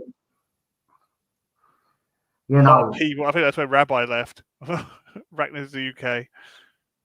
Yeah, spoiler one now. See, everybody won't even say the name because that was a good concept, but dancing spiders was enough for me. Because if you just go back and watch that scene where the music is playing in the background, those spiders are moving to the beat. They're dancing to that bleeding music, man. It's ridiculous. Great concept, ruined. And by the way, she murdered the spider. Remember that as well. Yeah, that's the Chris Chibnall era. We murder spiders, we murder kids now in the RTD in the Chris Chibnall era. And by the way, the timeless child I'm talking about, if anybody just needs me to clarify what I mean by murder kids, I'm talking about the timeless child where child abuse. The child. Did you see the Comic-Con panel with the old American Whovians? They all said the same thing. They all said we just watched child abuse. Yeah, And I got criticised for that one as well. I love to look at the host's face there. He's like his soul just got ripped out of his body. It was hilarious. I remember certain Mr. Sutton, I won't say, called me out for that one and retweeted to try get the mob to come after me as they do. But it didn't work as usual. You mean Mr. Beardy Woke Pants Piss Baby Reviews? Yeah, that's the one, wherever his nickname is. But he even gave me stick for that. I don't really give a shit. I wasn't the only one that had that opinion. It was child abuse, and if you're okay with that, then fine, fair enough. You're all right with child abuse. That's ridiculous. That says a lot. Yeah, Tectonian was literally the Joseph Mengele of Gallifrey. That's what you're saying. Because we're an experiment on children. It's disgusting. Yeah, as I said, I watched that Comic-Con panel and I laughed my head off because the American Whovians just ripped it apart. Yeah, it was disgusting, man. It was disgusting. And, I got criticised for it at the time, but I don't care. I stuck by my convictions. It's what it was. And I wasn't the only one that actually agreed with me. So, there you go. Again, you get a lot of people agreeing with you, and these people that, they just like to argue for the sake of arguing now at this stage. They're still doing it even to this day. And I mean, as I said, yous are gone. Some of yous are leaving. Yeah. Bye. Yous won't be missed anyway. Yeah. Maybe the fandom will actually be a little bit better. I won't say it'll be in the greatest state after yous leave, but maybe there might be some, repair of the damage done. And all and the chat, thank you all. If I had known I have 3, I would have sent you 1. Sent me 1 what? What you send us, Cam? Hold on, I'll go up. There was obviously something. I don't know what that means. Did he write something before that? No, not sure. Something we're talking about. I don't see what. Maybe we'll get some clarification before we finish up, because I'm going to finish up now and get going. Have something to eat, folks, and stuff. It's been a long day trying to get this camera to work as well. Well, it was kind of simple when I figured it out. Yeah. But it kept knocking on and off, and I thought, Jesus. Oh, mine does that on my laptop. Right, and I thought, Jesus, it's got to keep doing this. But then just right before we started the stream, I got it working. I didn't want to start off the stream with the camera on, because I wanted it to be a little bit of a surprise. But I'll probably let the cat out of the bag. As Cheryl said, you gave too much away. Yeah. But it doesn't matter. I'm back on camera anyway. You can see me face now, so you can see me disappointment when I come on now and start talking about shit that's going on. The Tasman weirdos were out in force yesterday. Let them. They're not going to get what they want. So they can go off and ship away to their heart's content. Yeah. Well, the funny thing is we've got converted Raylo with us, so listen, there's no way that's going to happen on a family show, right? No way. And the Doctor and Yaz's romance makes no sense whatsoever, because for the simple fact is there's not a lot of groundwork there or character development to suggest that these two could quite possibly get it on. But there's nothing. What? Yaz saying that she's bisexual or whatever it was, that's enough character development to... Is that it? I'm right there. Character development again, that's why I'm saying... As a mother, as a father, as a sister. That Yasmin Khan is the worst character development I've seen, and that's just my opinion, but I'm giving examples there, like, that's just so bad. Yeah. I mean, you can literally pick like loads of points about the other characters, all the other companions, but Yasmin is like so simple things like she was a police officer, she has a sister, she has a mother, she has a father, her sister still lives at home. That's it. It's like, that's all her family. They sometimes feud. That's it. That's her story arc. It's like, geez, she was depressed. She was called a P word in the playground. Oh. It's like it's just nothing. Yeah, I mean, that's what I'm saying.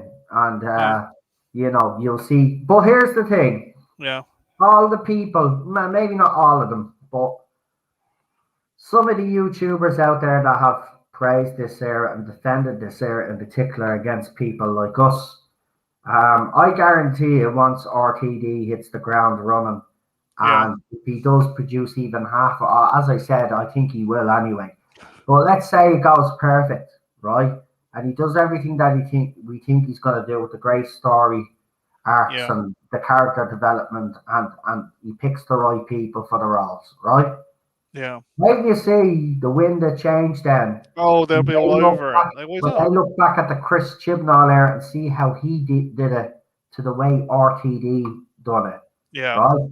All of those people, not all of them, some of them that were defending this era, they'll retrospectively look back and they'll say, okay, maybe it wasn't as good as I thought first time round. Now that I'm looking at it now to compare to what we get now with RTD, this is so much better. Maybe I was wrong about the Chris Chibnall era. I could see that happening. I could see that happening. Sure, look at what's happening on these panels when we do the new Who watch-alongs. Some of the episodes that some of the panelists were dreading, we watched them, and then they weren't as bad as we remember. Because we're looking at the retrospectively looking, it's because of what we've gotten, obviously, with the Chibnall era, but still, we look back and say, okay, maybe we were harsh, maybe we weren't, and it'll be the same, the opposite way, I think, when we get RTD, because, as I said, he's different level to Chris Chibnall. So I think there will be, and a lot of these people will be made eat their words, to be quite honest with you. And I think they'll be looking along, some of them will look hard at themselves and say, okay, maybe I did treat some people in the fandom a bit ridiculous. Maybe I was wrong. Or maybe it could go the opposite way. I mean, we're going to be more critical because we saw John Nathan Turner's stuff when it was fresh. A lot of us did. That's why we're going to be critical. But it just goes with the territory. Please hit those like buttons and show Noel the love, says Cam. Also, Daniel says, thank you, Noel. I came to your channel because you tell it like it is. It's been truly an honor to be with you. This channel seen the early days. Yeah, you were here from the early days, and it's great to see that you're still around. Thank you for that, Daniel. And as Cam said, don't forget to like, share, and subscribe. And listen, guys, I'm not actually that far off now, 2,000 subscribers. We're only about 10 away. So if you could do me a favor, a huge favor, if you could encourage people out there, if there's a certain stream that you like of mine that you think people that you know might like, please share the obviously the stream in question and ask people to say recommend me channel if you could, and let's see if we can get to that 2,000 subscriber mark before we get to Christmas. Listen, it's 10 away. I think we will get there. I think you'll get it at Halloween, mate. I tell you. But we'll see. But if not, but if you could, I really appreciate it, especially if you enjoy the channel. The Doctor Who Daily 14th Doctor announcement is imminent, according to a YouTuber. I think I'll have to believe it when I see it. Is it because obviously people have seen the TARDIS, and because Doctor Who's still filming, like I suspected, because I saw the announcement of those second two unit stuff, they wrapped, but they didn't say Doctor Who had wrapped. That was it for Doctor Who. All they said that was it for an actor can always wrap before the show. Does that really mean that the 14th? See, I think people are jumping the gun here. Yeah. I think what's obviously happening is it's scenes that don't feature the Doctor and her companions. Basically, that's it. And it could be for these specials. I think people are really, really reading too much into this. Again, I will say this: if the announcement is imminent, think about it logically here, folks. Now, I will say that Russell T Davis's announcement to me seemed out of place. I think maybe someone was going to leak it and they decided to jump the gun before the person that had it, right? But with this, with the 40, so you mean to tell, right, so if it's imminent, you're saying within a week or two time period. You're not saying any further than that. So that's what imminent means. Yeah. So you mean to tell me they're going to announce the 14th Doctor while Jodie Whittaker is actually they want rid on of TV, right? Our episodes are actually on TV. Oh, that would be the biggest burn. 2 weeks from now, right? 2 weeks from now, the 14th series airs, right? 31st of October. You're telling me that they're going to announce RTD before, they're going to announce the 14th Doctor before she's even had her first bit of screen time for Series 13.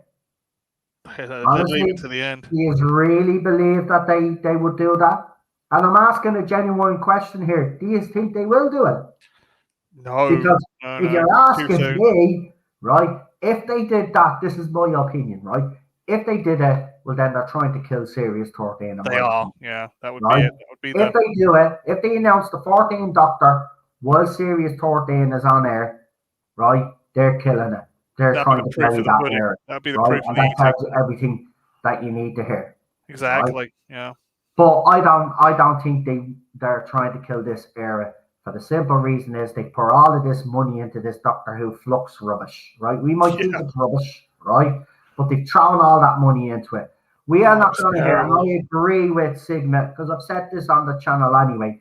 People are saying that the 14, that they've been saying this for months actually, because I've been saying the opposite. I actually have said what you've said, Sigma. The 14th Doctor will not be announced until 2022. Simple as that. Right? It's not going to happen this year. No way. Not while Jodie Whittaker's on TV. No way. If they did that, right? You don't have to be a rocket scientist or a genius here or Sherlock Holmes, right? It's obvious what they're doing. They're trying to bury this era. Yeah. Right? If they did that. They announced that 14th Doctor, I swear. No, not happening. That would be not happening. I can't see it happen. If it did, I'd have a smile on my face. Don't get me wrong. But it would indicate to me and a lot of other people out there that this is a deliberate attempt to bury Series 13. But what makes me doubt is the fact that they spent all this money on this Doctor Who flux rubbish and rebranded. I don't think it's going to happen. So again, this is fans cameras. Yeah, but this is the fans speculating yet again. Oh, you got cameras. Well, we got this one for free, mate. In Amazon.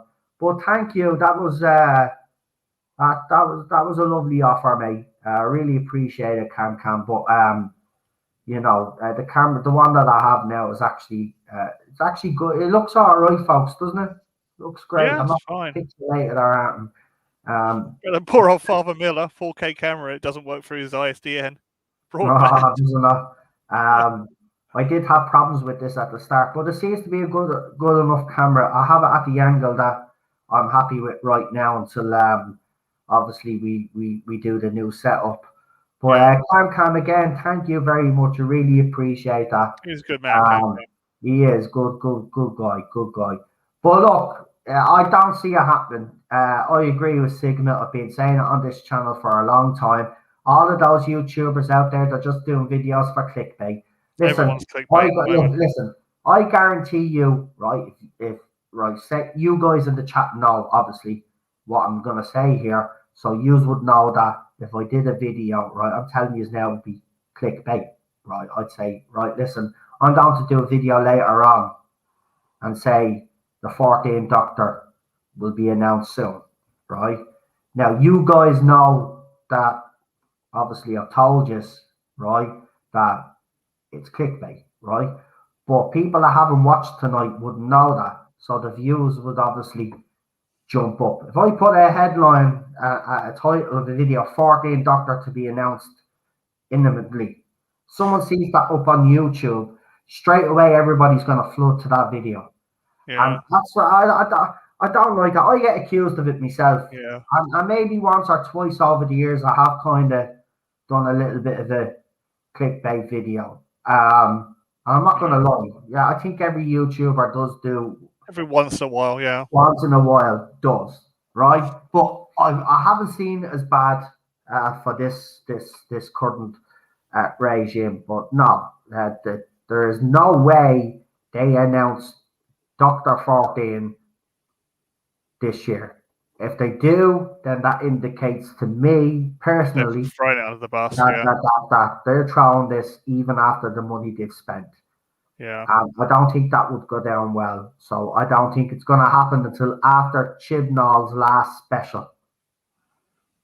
And I think shortly after that, then I think it will be a big announcement. I think they'll make a big deal out of it.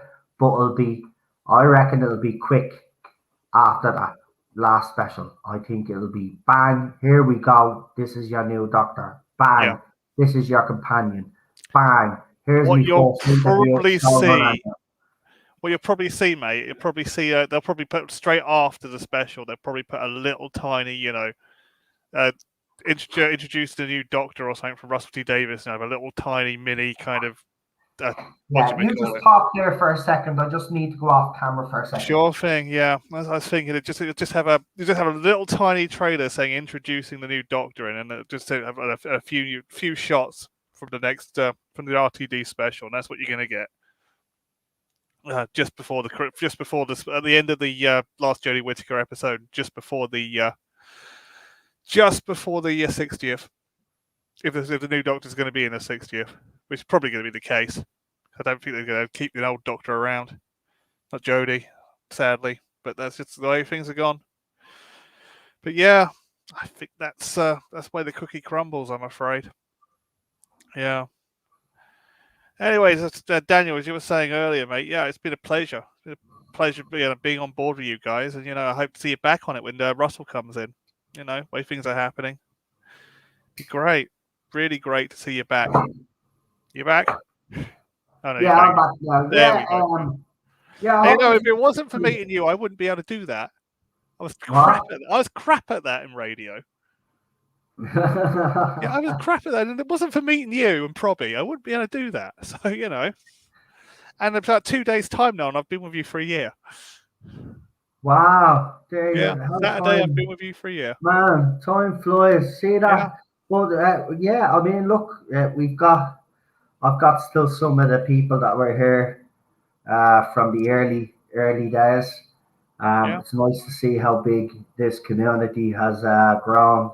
Yeah, obviously, and thank you again to everybody that has supported the channel, whether it be giving the streams a like or a dislike or the super chats or even just coming and watching me every night. I do really appreciate it all, and thank you for getting me to close to 2,000 subscribers, because without you guys, remember, we guys that are behind the camera are absolutely nothing. We're nobodies without you guys, so thank you. Appreciate it. Noel, you have serious staying power. Well, let's just say of Tolerate, I think a lot of other YouTubers probably would have crumbled and went away, but I'm Irish, built of stern stuff, as they say. And, there's Ted. Hey, Ted. Would you like to say hello to everybody again? Come here to me. I've been dying to show everybody. Come here. There he is, folks. You've got to get used to the new camera. He's back, and there he is now. And look, he looks all well. Say hello to everybody. Kisses for Teddy. Yeah. I know. Look at him. Hello, buddy. Say hello to everybody. Look. Say hello. Say hello, Ted PD, and watch his ears. Hi, Ted. Don't have him crying. Watch. PD, say hello, Ted. Hello, Teddy. There you go. Hello, Ted. No, he's very. Go on, I'll bring you out now in a minute. I'm finishing up the stream now, buddy. Yeah. He's out to go to the toilet, see? Yeah. Because it is. I should have brought him out half an hour ago. Just throw Michael Jackson out the window. So, no, I'm not going to do that. You're joking. Maybe piss on some neighbour's head, and then I'll have all sorts of crap going on. Guard at the door, bang, bang, bang. Did you just stick your dog out the window so you can pee over the neighbours? It was the ghost of Michael Jackson, honest. We got another nice message in there. The Tardis zone has been a lifeline of common sense in a crazy world. Thanks, Noel, and all your panelists. Yeah, panelists get a huge bit of credit as well because they bring their own unique personalities onto the stream, and it does be fun because we don't always agree. No, we don't always agree. For example, me and I don't think Lee would mind me saying this, but myself and Lee after a stream, we had a bit of a debate that got a little bit heated, let's just say, and he told me where to go, and I told him where to go, and 2 minutes later we're back chatting again. Yeah, friends feud, and then we're on stream the next day, and we're just talking about, and I was just like, yeah, sorry for being a dick, and he was like, look, we're both similar. We do both have disagreements. We've always very strong opinions. I won't back down from mine, like he won't back down from his. But look, this is the thing, right? I don't always get on with everybody. Everybody knows that. Yeah. Sometimes we might, it's like every relationship. You'll have your ups and downs. Yeah. And I've had my ups and downs with all you guys on this channel. We've all had our ups and downs. I've had people that have tuned out and then have come back recently. Because we have our ups and downs. That's just the way it is. It's social media. Lee has been such a great friend to me. Yeah, I know what he does behind the scenes. Yeah. That's Lee all over. That's why myself and Lee will never fall out, no matter what people would like to think. We are very similar. We do have very strong opinions, and if we don't agree with someone or with each other's opinions, we can be very forceful about it. Yeah. Lie, but that's just the way we are.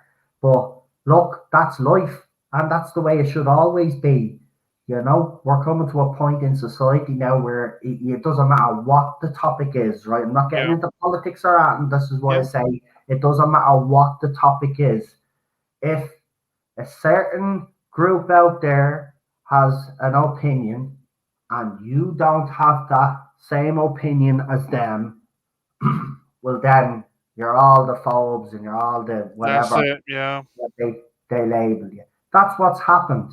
You cannot have a different opinion. You have to think the same. And I'm sorry, unless facts back up what you say and all of this, and it doesn't matter what the topic is, unless you got the facts to back up what you say, well then someone is gonna always have a different opinion to you if you don't have the facts to back it up, and that's just as simple as that. That's life.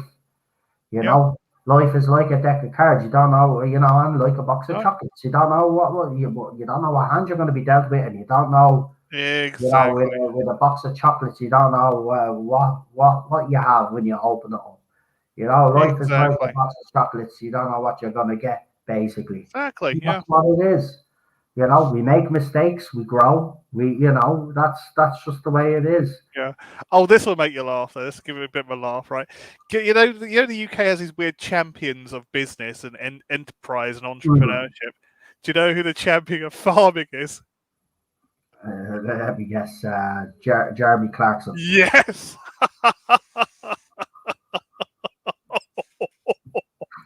Right. Well, Cheryl's at the sending me an article from Screen with Screen Rant, but I'm not going to go live with it now because I have to go with Ted. So what I'll do is I'll do a video on it maybe tomorrow, and we'll discuss it. What day is it even tomorrow? I've lost all Friday. It's contact day. Hold on, is it Friday?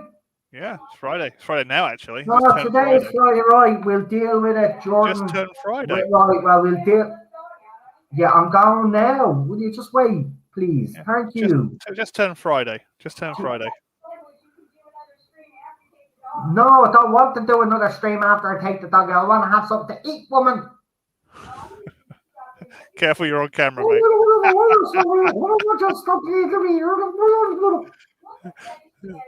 I'm going to see the frying pan any minute now. Anyway, it's great to be back on camera. Anyway, Cheryl is being her old self again, shouting stuff in from the bedroom at me like she used to do. Yay! Familiar times back on the Tardis zone. It's like Basil 40 all over again. But no, we will talk about Jordan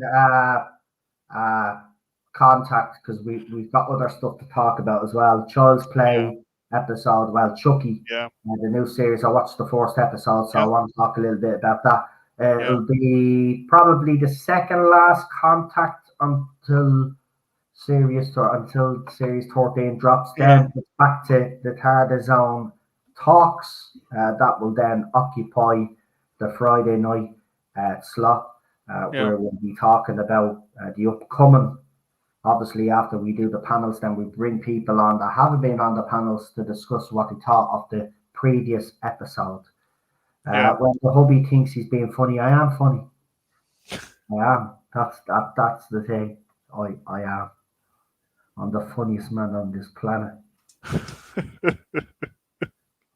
Anyway, with that, folks, I'm going to say good night. Thank you for joining me. No worries. We'll see us tomorrow for, I didn't even know, Friday. We're at Friday already. It's Friday today. It's Friday, just turned Friday. Yeah, so happy weekend. I will talk to you tomorrow, so on contact. So, see you later. So, Leicester City, well, if Leicester City smash us, they smash us, you know, at the end of the day. Oh, don't even get me going on the football. I was kind of enjoying the weekend. Don't, because, I know I'm going to have to probably listen to fans this weekend, as we always do. Anyway, I'm going to leave it there. I'm going to knock the cam off now because we're going. So, I'll see you later. Thanks for all the support. Everybody that we had on the channel, I think their links were put in the chat earlier. Chris says thank you and all. No problem. Don't forget to hit the like, share, subscribe. Hit that little bell as well. So when I do a stream, well, you won't get the notification because YouTube hates me. But still, just press it just in case. Anyway, and if you haven't subscribed or you think people out there might like this channel, do me a favor. Your favorite stream that I've done on the channel, whack it out there. Tell the people that you're trying to get interested in the channel. Here, look, check this stream out, and let's see, can we get to that magic 210? Now that I'm back on camera. Yep. You know, now that I'm back on camera. Yeah, now you're back on camera. I'm doing the hands thing again. Cheryl says, yeah, this is the thing. What you haven't seen is for the whole time that I've been talking to you over the last couple of years without the camera, the hands have been going all over the place. So you're going to see a lot of this now again. And Cheryl doesn't like that. She doesn't like when I do the hands thing, you know. Yeah. See, I've got a sense of humor. Right. Anyway, I'm off. Have a good one. I'll talk to you very soon. And I hope you like seeing Ted there again. We'll try getting settled over the next couple of days and weeks. And he's got to get used to it again, yeah. Yeah, because he has to get used to it again. Because sometimes he'd actually sit on my lap while I'm streaming, and people do like that. So, right, leaving you with the trailers. Good night, folks. See you soon. Night. Have a good one. Peace out.